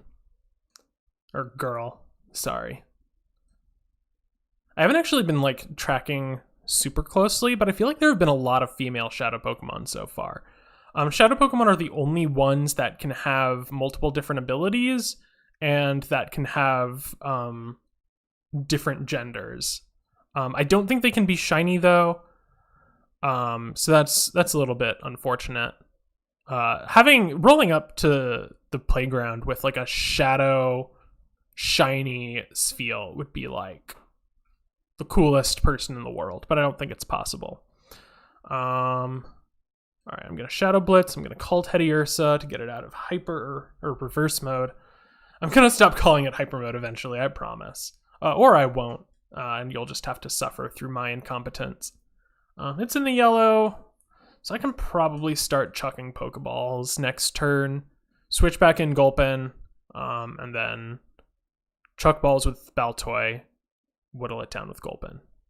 Sounds good to me. I'm pretty low on Pokeballs too. I will definitely go and grab some before actually going into the lab proper. But but I might be able to squeak by with just what I already have.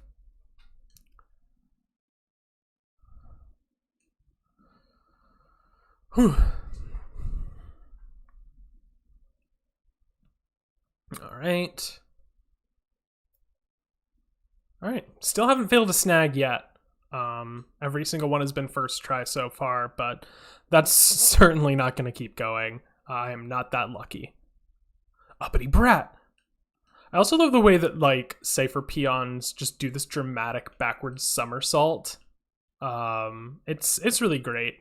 Cypher peons got hugely upgraded in this game compared to previous games. Or previous game, I guess. They've only been in one other game. I did not mean to open the PDA. Alright. I'm gonna take the item from Teddy Ursa, which is super potion. That's gonna be really helpful. Do I want to? I think I'll probably just keep Baltoy and Gulpin in the front for now, just to hopefully get a couple of extra moves on them. And as I progress, I'll try to spread around heart gauge emptying to more Pokemon just for the sake of getting a couple more moves here and there. Electric and Chinchou. Electric is kind of a weird Pokemon. I really want to like it, but I feel like every time it's available, it just feels like a worse Jolteon. You can't catch this Electric anyways. Alright, Baltoy got Mud Slap. Mud Slap's not going to be a good damage move, but it's potentially going to be a pretty good utility move, actually. Lowering accuracy can be really, really helpful against AI opponents, particularly like if you're trying to snag in this game. It can make it so they basically can't touch you while you weaken them. Plus, against this guy's Shadow Pokemon, it's actually going to be super effective, so it's going to be better for chipping it down than Shadow moves. So we've got a double whammy there. Pretty much the perfect move that I could have asked for in this battle, actually. So pretty stoked on that. Mareep is the Shadow Pokemon, yeah. Who hasn't used a Mareep in their day? I don't remember what Mareep's Shadow move is, but I think it also has Shadow Blitz. But if it has Shadow Wave, that could be potentially really good because Mareep has a pretty good special attack stat.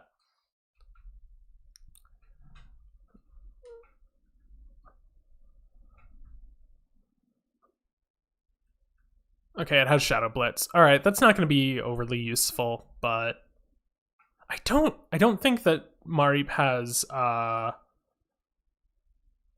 what's called Thunder Wave in its arsenal. So I think Lick is still going to be our best paralysis option for the foreseeable future. But who knows? Maybe it'll have something in its arsenal that might be a little bit helpful. I think that Mareep also has Static, which could be used as sort of like a pseudo Thunder Wave in the right situation. But also that is so much better damage. That is so much better damage than Shadow Blitzing has been. Holy cow. Oh my goodness. Thank you, Baltoy, for making my life feel like it's worth living. Oh, jeez. Ooh. Okay. Okay. Please just don't do very much damage, Teddy Ursa. As long as you don't. Whew. That's got me a little bit stressed. I'm a little worried now. All right, and all right, yeah. There's that static that I was talking about. So Mareep paralyzed me, and I didn't paralyze Mareep, but Mareep is one hit away from death. So I am just gonna, I don't know, call Teddy Ursa, I guess. It doesn't really matter. I'm probably gonna catch it, and even if I don't, whittling it down is like not an option right now. A slightly high damage roll, and that Mareep is going down. I'm probably going to catch it. Mareep's got a pretty good catch rate, and it's on low HP. Yeah. No worry. Not even worried for the briefest of moments. There was never even 1% of me that was concerned. You can take that to the bank and smoke it. All right. And there is one more battle. What are my Pokemon looking like? All right, they're pretty much full health. Teddy Ursa's paralyzed, but that's not a huge deal. All right. Greasix is a little bit annoying because I believe he has 6 Pokemon. Fortunately, none of them are particularly strong, so maybe he would have been a better choice for the first battle. Plus, they're all grass type, so Lady Bob wouldn't have gotten one shot by the Hoot Hoot. But, hindsight is 50-50. Gulpin's going to get its first move back. Alright, I'm going to Shadow Blitz Oddish and Sludge. Cool. Stab, super effective move from a decent enough attack stat. Might even have a chance at one-shotting this Cacnea. So, yeah, hard to be upset about that, honestly. Yeah, critical hit. Dang. You're overpowered, Gulpin. You're gonna be real helpful during this battle. All right. Until you just need to get those like tiny little upgrades early on in the game, and suddenly it goes from like annoying and unplayable to like relaxed, tolerable, fun even, some scholars might argue. Also, I know what I said about like focusing Pokemon down, but I'm at the stage where I can pretty comfortably say that I'm gonna one-shot stuff with Sludge at least from Gulpin. Even if I'm not gonna one-shot stuff with Baltoy. But yeah, see, another clean one-shot. Hard to be upset about this. I'm in such a better mood now. Now that I have like real moves on my Pokemon and not just shadow moves. As we go on into the game, shadow moves get a lot better. But shadow Pokemon also become a little bit more abundant. So there's kind of a bit of a push and pull there. But yeah, early on in the game is just kind of a slap fest between relatively weak Pokemon and their relatively weak moves. And Seedot is the final shadow Pokemon that we're going to get out here, and then we're going to go buy some Pokeballs, and I'm going to come back and try to clear out the Pokemon lab, or the shadow Pokemon lab. I'm going to Mudslap Seedot to hopefully get an accuracy lower and finish off the Pineco with Shadow Blitz. I say hopefully, I'm pretty sure it's a guaranteed accuracy lower. And good. Even with a critical hit, it's not doing very much damage, which is what we want. I was really stoked about how it was doing against Mareep, but it was maybe a little bit strong for what I was hoping for. Shadow Hold, I'm not going to switch out. Well, actually, I was planning on switching out into Teddiursa. So I guess I'm just going to Mudslap and Shadow Blitz to whittle you down. I don't want to Sludge. I don't want to risk knocking you out. I'll just Mudslap and Shadow Blitz, and once you're in the yellow, I'll start chucking Pokeballs.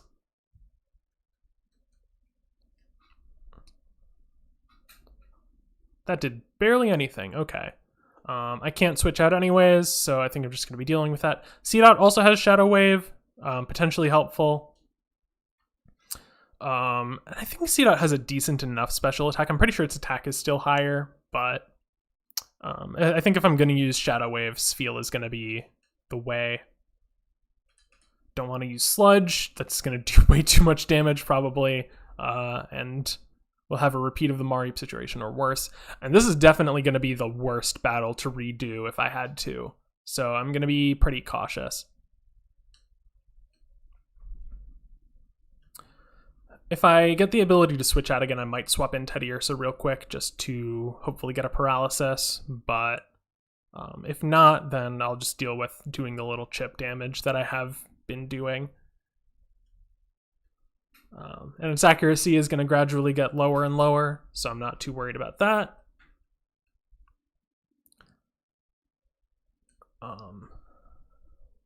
So also it hasn't come up yet because I don't think there are any other stone evolutions besides the Seedot if you purify it. But you can potentially use the Water, Thunder, or Firestone from evolving Eevee to evolve another Pokemon. And that's a strategy that you can use if you feel so inclined. But it's not really going to be relevant to me because the only Pokemon I'm going to be able to evolve is Eevee. And I'm probably not going to use Eevee anyways because, as you can see, level 17 is pretty strong for this area. I mean, obviously it's not like high leveled by any means, but 17 from these guys out here is actually higher leveled than most of the shadow Pokemon inside the lab. So you definitely get a lot of benefit from taking down all of these guys. All right, I only have 2 Pokeballs left, so if this one doesn't work, then I'm probably just gonna chip it down into the red zone just to like make extra double super sure. Because like I said, this would be probably the worst battle to redo. And I'm also gonna save after this battle just in case something silly happens, because I don't want to lose all the progress that I've made. All right, cool. All 6 first try. Easy enough. All right, CDOT went to the PC storage system. I think I'm gonna save like I said.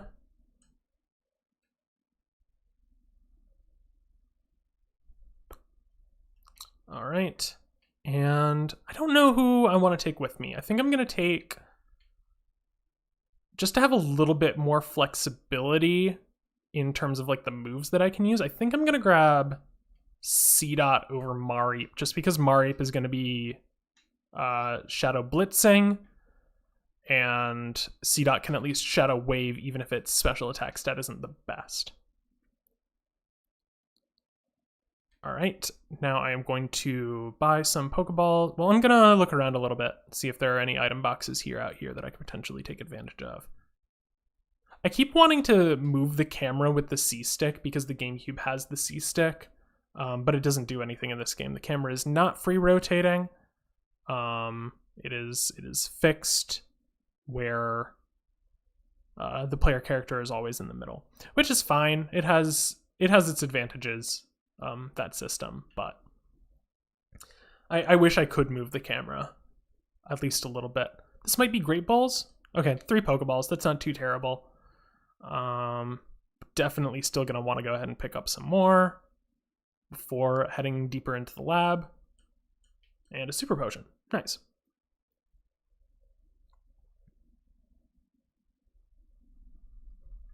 I also love the music of the Pokemon, or the Shadow Pokemon lab. I think it's really catchy. A lot of the music in this game is like really super duper catchy. Pretty underappreciated too, because these games are kind of lesser known. While I am buying Pokeballs, I think I'm gonna go grab some water real quick. I should only be away from the stream for like a minute or two. But if anyone comes in during that time, then it's gonna be really awkward because my first viewer is gonna be here. All right, I only have Pokeballs available. How many can I buy? 63. I'm not gonna buy 63. I think I'm gonna buy 20, 10 at a time, because then I get optimized Premier Balls that way. So now I have 26 Pokeballs basically, which should be fine for the rest of the lab. All right, I'm gonna go grab water and a snack real quick. Hopefully nobody joins the stream during that time, but if you do, then just trust that I'm coming back, I promise.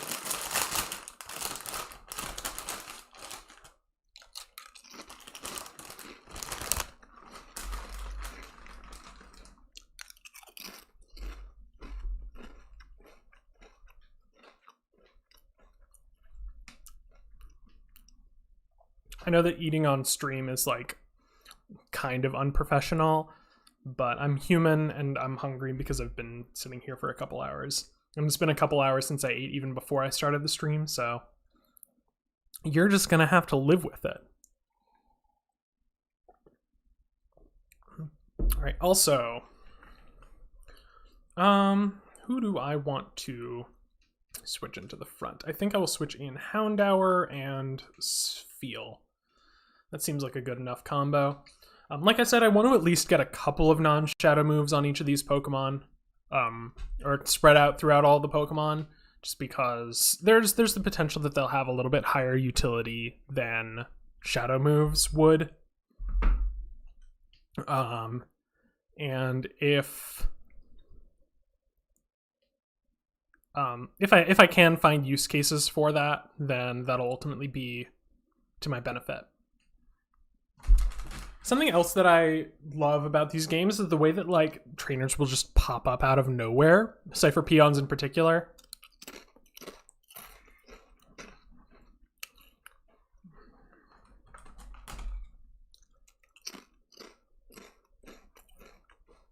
All right.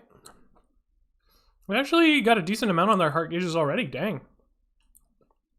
Ooh, Ember. Dang, I picked the exact right Pokemon to send out. Ember and Shadow Wave to deal a little bit of spread damage. Pretty perfect, actually.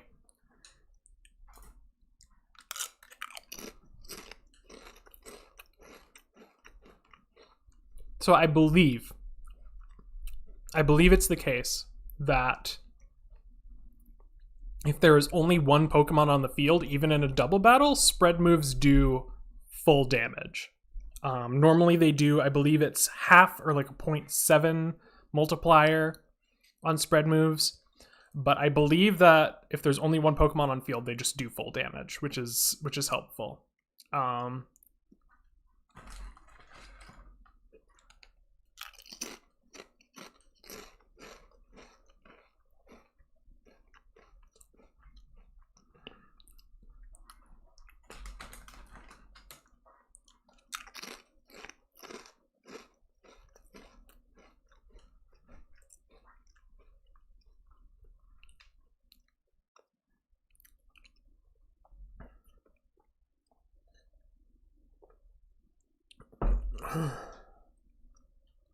All right, I believe that there are a variety of paths you can take through the lab.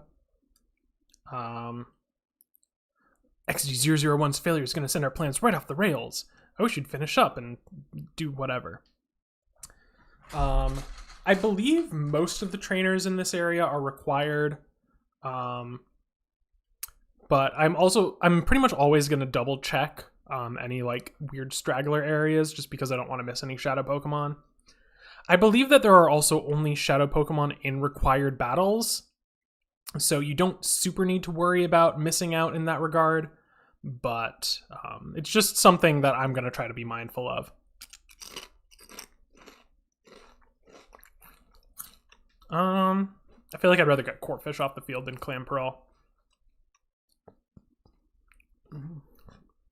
Either way, Houndour probably isn't the best option for this battle, just because he's water weak, or she's water weak. But that's pretty respectable damage from Shadow Wave, honestly. I will, I guess next turn, just do the opposite. Blitz, Clamperl, and just Shadow Wave again with Sfeel.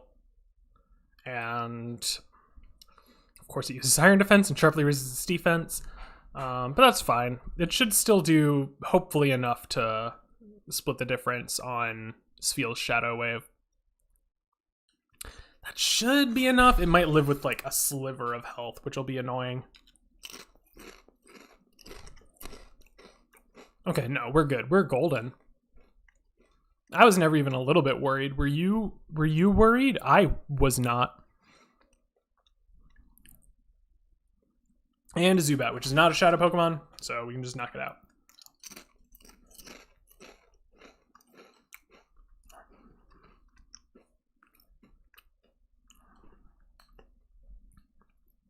Houndour's attack stat is not really up to snuff, but it's not the worst thing in the world.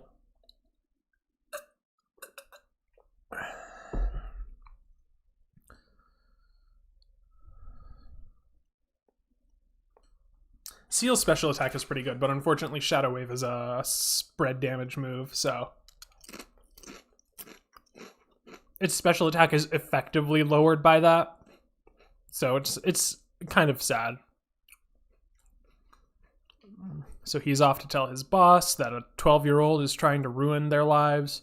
And that door is locked. It needs an ID card. So I guess our goal is to find an ID card now. Can I go through here? This door is locked from this side. Okay, so there were not multiple paths. There was one path, and then some distractions. You know?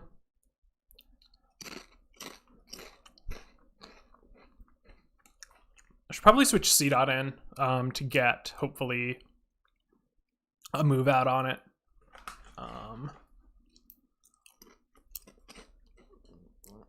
Plus, Feel and C-Dot together would be kind of like spread damage heaven.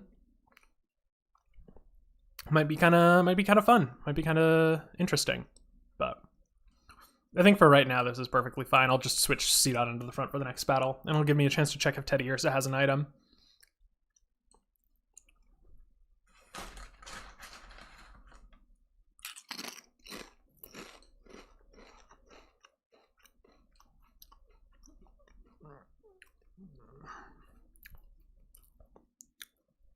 Alright, Dodo should be in KO range for Shadow Blitz from Houndour. So, and if not, then obviously we've got Shadow Wave to finish it off. But I think it should be in KO range just because Dodo is not a particularly strong defensive Pokemon. Never mind, I am a liar, man. Did Dodo use Growl last turn? I think it used Peck, not Growl. But that might explain why Houndour is not hitting like it should be.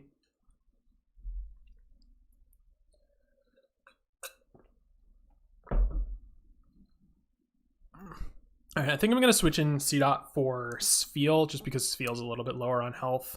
And since Houndour is in hyper mode, or reverse mode, I think I've said it wrong every single time and had to correct myself. So that's just a fun situation that I'm dealing with. But anyways, Houndour might be the the first out of this crew to get its heart gauge all the way lowered. So that'll be fun.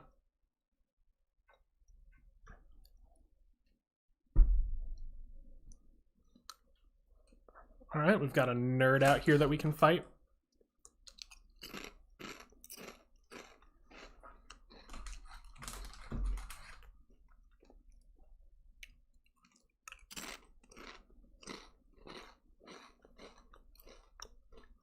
We got some double fossil Pokemon action going on. I really hope they don't have any rock type moves, because that could be really bad for Houndour. Ooh, Bullet Seed. That was the TM that we got in Agate Village. So it's a decent enough move early on if you don't have any other grass type. Ooh, Houndour is also going to get its second move. I don't remember if it's anything useful or if it's just like another stat boosting move, but either way, we'll know what it is for. Ooh, that was big damage. Sorry, I'm getting distracted. We'll know for sure what its move is next turn. So that's something to look forward to at least, even if it's not a very good move.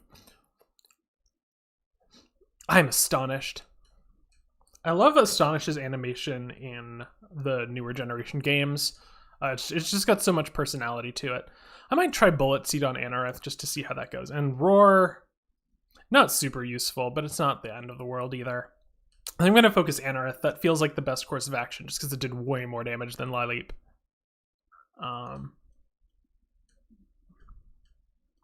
And was that just Scratch that did that much damage? I guess it crit, but even then. Holy wow, Batman.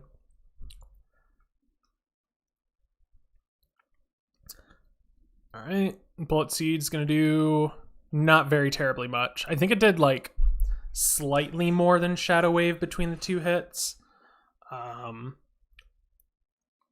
But not necessarily gonna be my favorite move going forward. Shadow Wave, and I'm going to not use an item.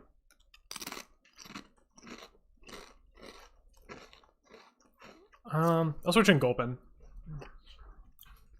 I think Sludge is going to be my best move out of all of my options. Ooh, plus we're pretty close to learning a new move. Probably not going to be this battle, but definitely the next battle that Gulpin's in is going to be a new move, which I'm pretty stoked for. I love Gulpin. I think it's so underrated. Acid on C-Dot. Okay, good. That's not very much damage. I know that Leap doesn't have very good attacking stats, and it also looks like Acid is a spread move, which double explains that. All right, hit it with Sludge. I don't remember if... I always forget if Poison is not very effective on Rock. All right, yeah. Poison's not very effective on Rock, which means that that's a neutral hit, but even so, it still did a good chunk of damage. And Shadow Wave should be enough to finish it? Question mark? All right, yeah, that's good. All right, once... I know that this is technically kind of a challenge run, but I feel like during the early stages of the game, especially with the Hexagon brothers out front, having the level 17 Shadow Pokemon basically just handed to you for free makes it so that there's not really much that can touch you for a little while.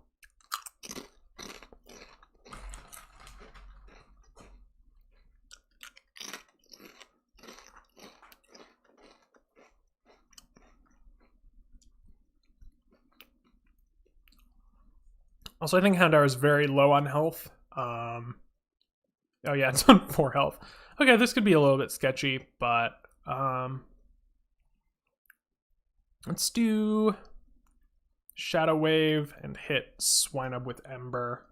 And even if Houndour goes down this turn, Ember should do a good chunk on Swinub, if not outright faint it. All right, sweet. Got a feint on Swinub. So as long as Shuppet attacked C-Dot, I think we're safe pretty much. All right, Shadow Spinarak. It's a Shadow Pokemon, all right. It is marginally better than Ladyba, if you could believe it. A Pokemon being stronger than Ladyba. All right, Nightshade. If it's on C-Dot, we're good, but it's probably on Houndour. Okay, no, it's on C-Dot. Cool. That's potentially going to be a bit of a dangerous move, but I'm not too worried. I will switch over to... Do I want to do... I think I'll do Teddy Ursa, just because it's lower leveled, so I'm going to have a decent chance of paralysis. And I'm not too worried about Shove. Ooh, plus it'll be immune to Nightshade, so this is a brilliant idea on several levels. And I should be praised for my strategic prowess.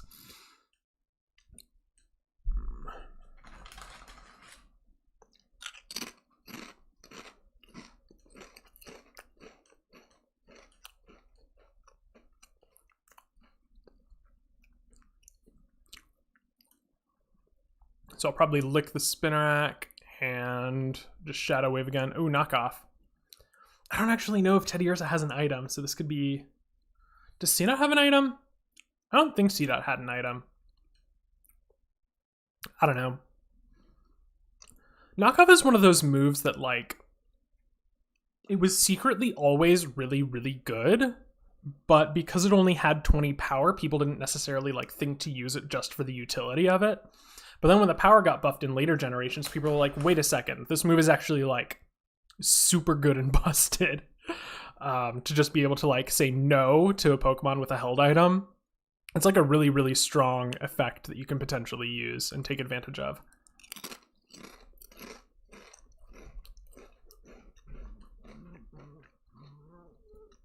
All right, Shuppet is off the field, and so now we just got to whittle down the Spinarak.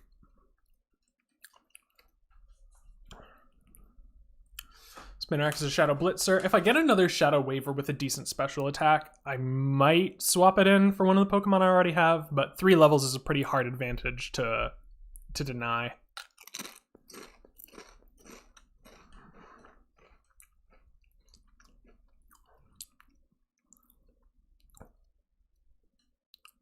Alright, got the paralysis. I think I'm going to take one more turn just to whittle it down. But I think if I can get it into the yellow this turn, then I'm good to start chucking Pokeballs. Ooh, C-Dot got reverse mode. Alright, yeah, that's yellow zone. Teddy Ursa is also reverse mode, but that doesn't matter nearly as much.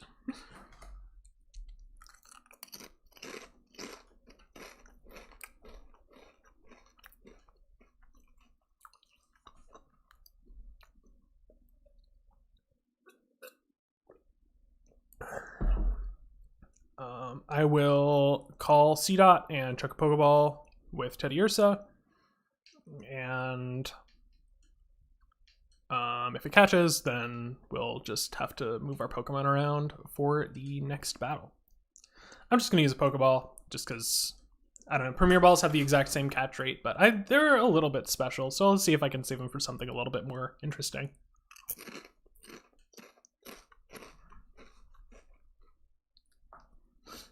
Something that I'll actually potentially use and not just a level 14 Spinnerack.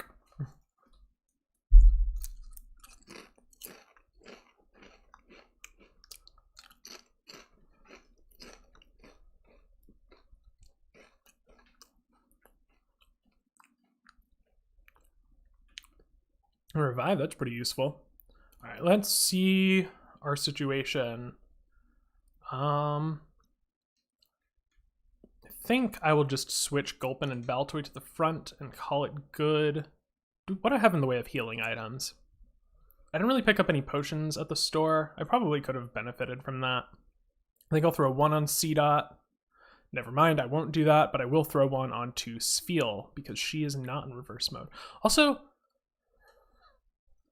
yeah, I have one male, one genderless, and 4 female Pokemon. I feel like most Pokemon have like a slightly higher male ratio than female, so this might be like weirdly lucky. I'll just keep moving forward. I don't want to like heal after every single battle, which is how I often do when I'm just playing a game by myself, not streaming for fun. But I want to try to keep the stream with like a little bit of flow.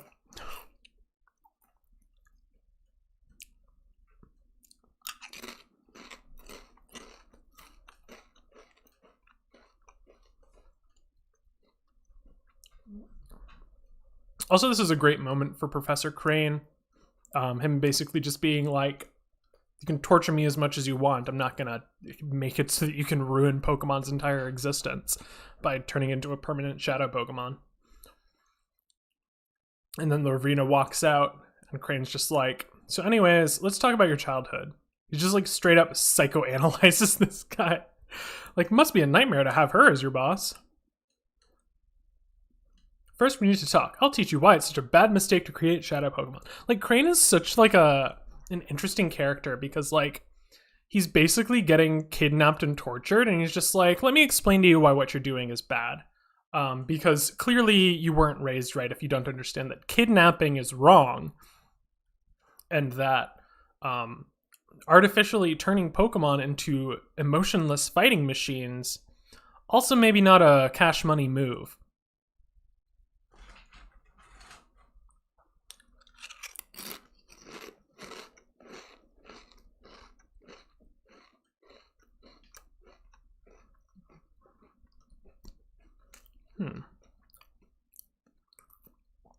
Toxic is definitely interesting. Might not have the best opportunities to use it a lot of the time, but it could be useful if there's something that I just don't really have any other way of dealing with that I can just like slap some passive damage on it and ignore it for a couple turns. All right. Also, yeah, just wanted to focus down the Ralts because I thought it might have been a bigger threat, but that Voltorb has Sonic Boom, which is kind of a dangerous move that's early in the game. A Bagon! Yeah, I think I'm going to focus down the Voltorb now, just because knowing that it has Sonic Boom is, like, a little bit scary.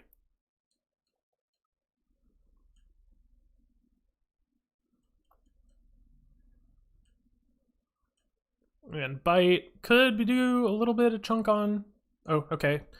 It's so weird that the AI doesn't really go for super effective moves. Like, I guess that's a reason to not go for a super effective move, but it's still weird. I feel like there have been a lot of times where I've been like, obviously this is the strategy that they're going to employ, and then they just do something completely different and backwards from traditional Pokemon logic. And sometimes it works out for them, but sometimes it just hands me the win on a silver platter.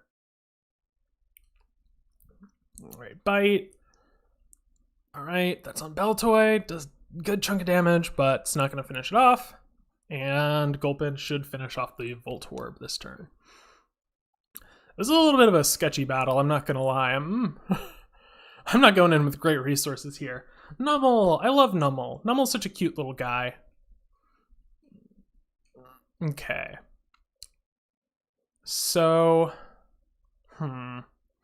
Baltoy's definitely going to go down if Bagon decides to bite it. But I'm not sure if I want to bother switching out, just because happiness isn't really going to be a problem. So I think what I'm going to do is just Shadow Blitz Bagon and Mud Slap Nummel. I feel like that's the best way to use my turn, because I'll get an accuracy drop on Nummel, which means that it's going to be a little bit less useful, plus some decent chip damage.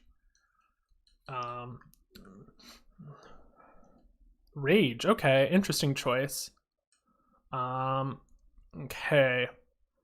So Rage is going to go up in power now that I've hit it with Gulpin. That's some pretty solid defense. Okay. Okay. I'm not really sure what I want to do. I think I'm going to call Gulpin and switch out Baltoy next turn. Probably switch in Spheal. And hope that that Bagon has lower special defense than physical defense, so that I can hit it with, you know, Shadow Wave.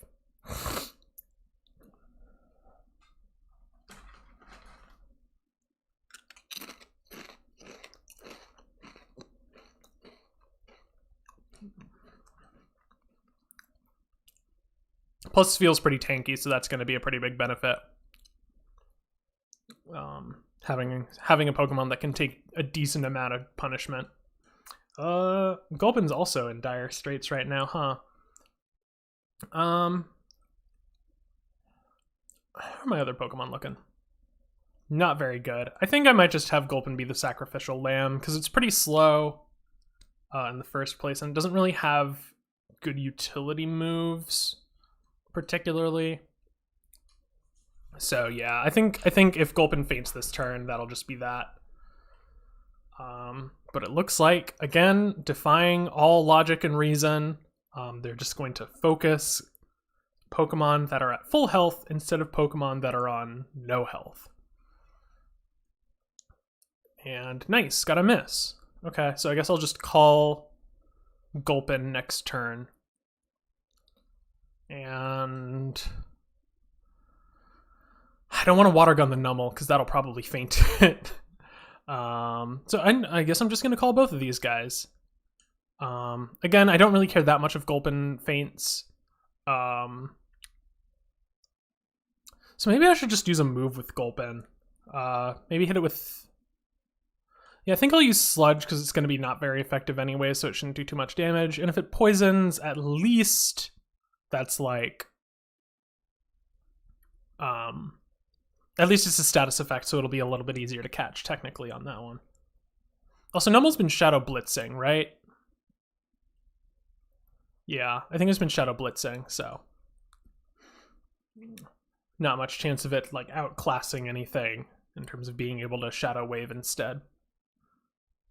Alright, I will just switch in Teddiursa for hopefully a cheeky paralysis. And plus I'll get to see what Spheal's new move is. That might be nice. Alright, hit the Lick and Mud Slap. That shouldn't do too much, I don't think.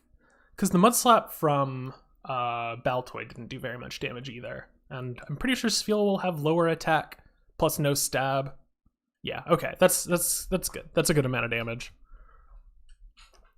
Plus the accuracy drop again, gonna stop it from doing damage to me. Hit the Lick with Teddiursa, hopefully get the straightaway paralysis. Nope, just not gonna get anything helpful. So I think I will Lick and then Pokeball.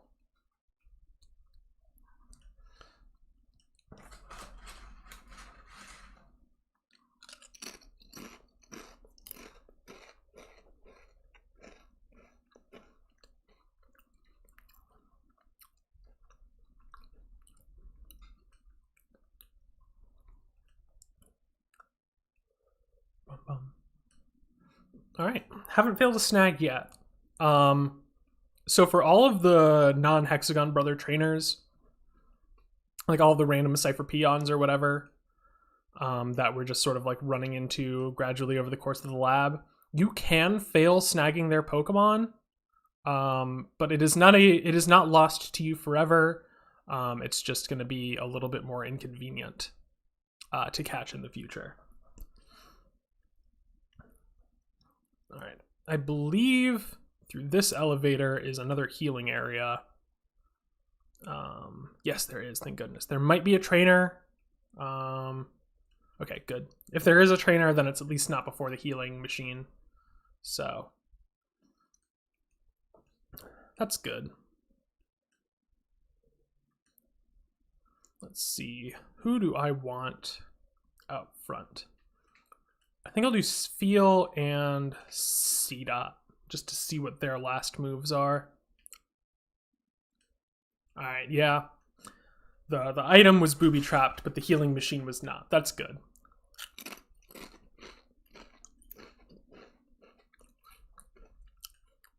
Abra and Machop, interesting combination. Two of the original trade evolutions. Like I said, I don't think any of the non-required trainers have shadow Pokemon, so this might just be like me just like gradually whittling these Pokemon down. Alright, C-Dot's getting its second move. So I'm getting all sorts of benefit out of this battle already. Alright, Reflect is physical defense, which means that Sfeel and C-Dot were the perfect choices because they both deal special damage with Shadow Wave. This is the kind of big brain strategy you can come to expect from this channel, honestly.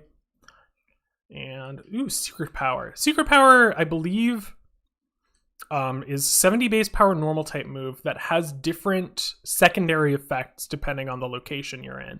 So I believe in buildings it can cause paralysis, it can paralyze.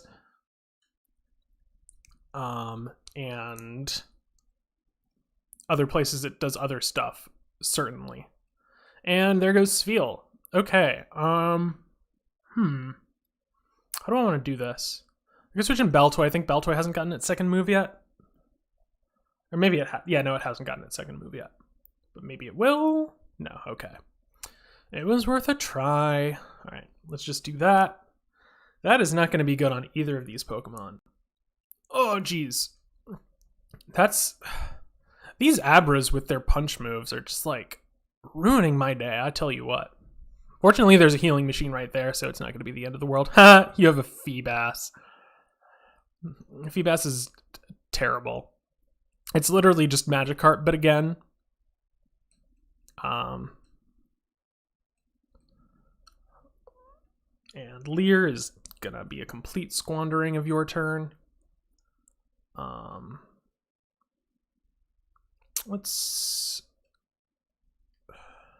really want to make sure the Machop goes down this turn, so I think I'll just Shadow Blitz it. Oh, okay, good. The light screen will reduce the power of Shadow Wave. I guess I will be able to see for sure if the physical special split applies to Shadow moves now, because if it does less damage to Feebas this turn, then that means that light screen reduced the damage from reduced the damage from Shadow Wave. So it looked like a pretty much exactly the same amount of damage, honestly.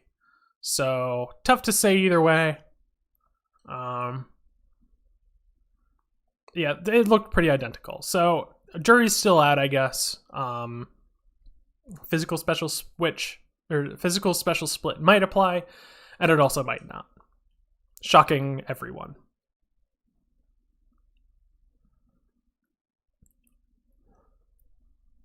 I think it might be slightly less powerful, so maybe. I don't know. It's hard to tell. Arm Thrust, okay. You chose to use it on the not very effective Pokemon instead of the neutral Pokemon. I'm gonna stop questioning the AI because they're just gonna keep making confusing choices that benefit me. So, hand that feeds you and all that. All right. gonna blitz the Makuhita. And the wave will definitely finish off the Feebas. So, pretty clean battle. That Abra, though, I think all of the Abras so far have had all of the elemental punches, which makes them, like, stupidly dangerous, actually, for this point in the game. Because those are, like, strong moves, and having perfect coverage on a pretty good special attacking Pokemon is, like, that's dangerous territory right there. Any other items in here? Nope, just the healing machine. All right, I'll go ahead and do another cheeky heal and check which of my Pokemon have not learned their second moves yet from their hard gauge.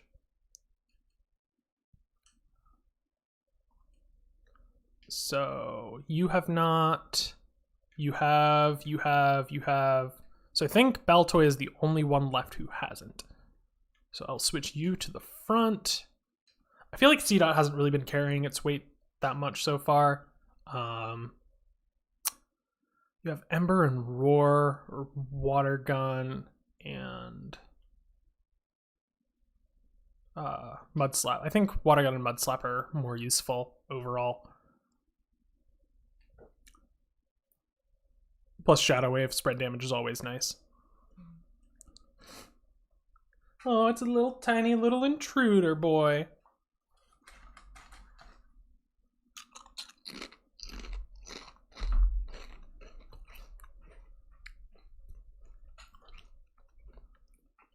Snorunt and Barboach. All right, we're gonna get to see what Baltoy's other move is.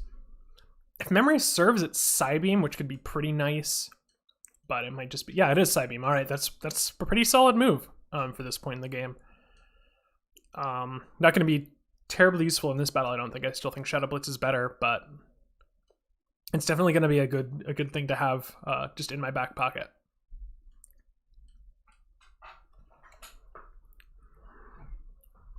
See, again, Water Sport reduces... Well, I guess, in fairness, it is paired with an Ice-type Pokemon. So, you are seeing some benefit from that, at least.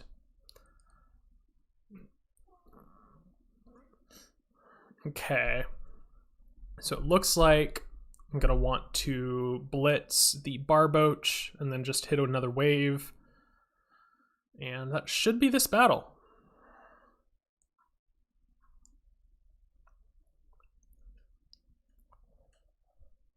And Mud Sport reduces electric moves, but you're immune to electric moves anyways.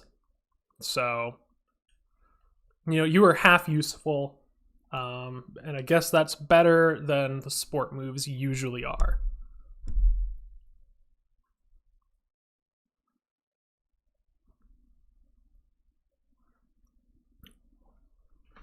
I know it's not very polite to blow your nose in public either, but my nose is feeling a little scratchy, so I'm gonna do it.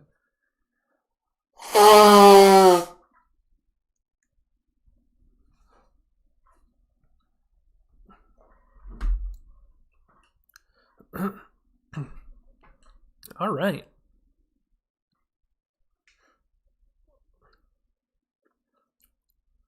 How are my Pokemon looking? Everyone has their moves. So I think I'm gonna switch Gulpin back to the front just because Gulpin's been a bit of a powerhouse thus far. 3 Super Potions. Alright, what do you have? I think the ID card is back in this room maybe, or it might be further along. I don't remember. Like I said, I'm gonna double check and make sure that I don't accidentally miss any Shadow Pokemon. Plus if there are any like useful items, like 3 Super Potions for instance. Good thing to grab. Alright, and so I'm going to Shadow Wave and Sludge on Lotad. Psywave is such a weird move. If you aren't aware of how Psywave does damage calculations, I believe it is anywhere from 0.5 to 1.5 times the Pokemon's level. Very, very niche and unique damage calculation.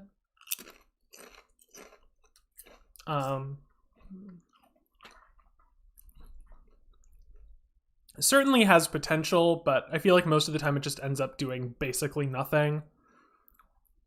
All right, and I guess you don't really have anything better to do than Shadow Wave, and I'll Shadow Blitz with Gulpin.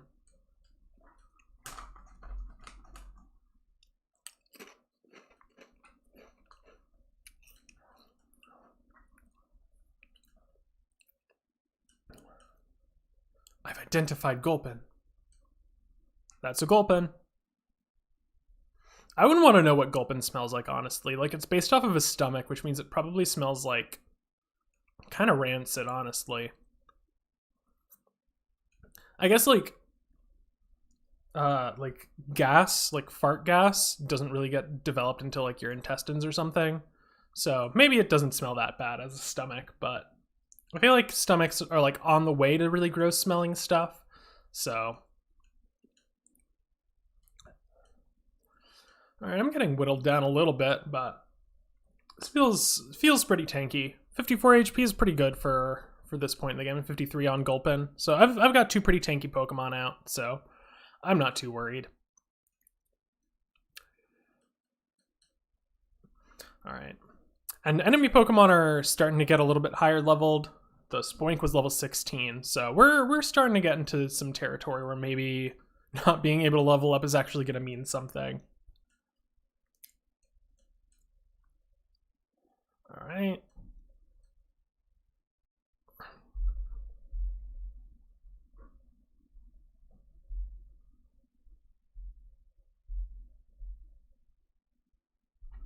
All right. Let's see what's in this area. Nothing in particular. Well,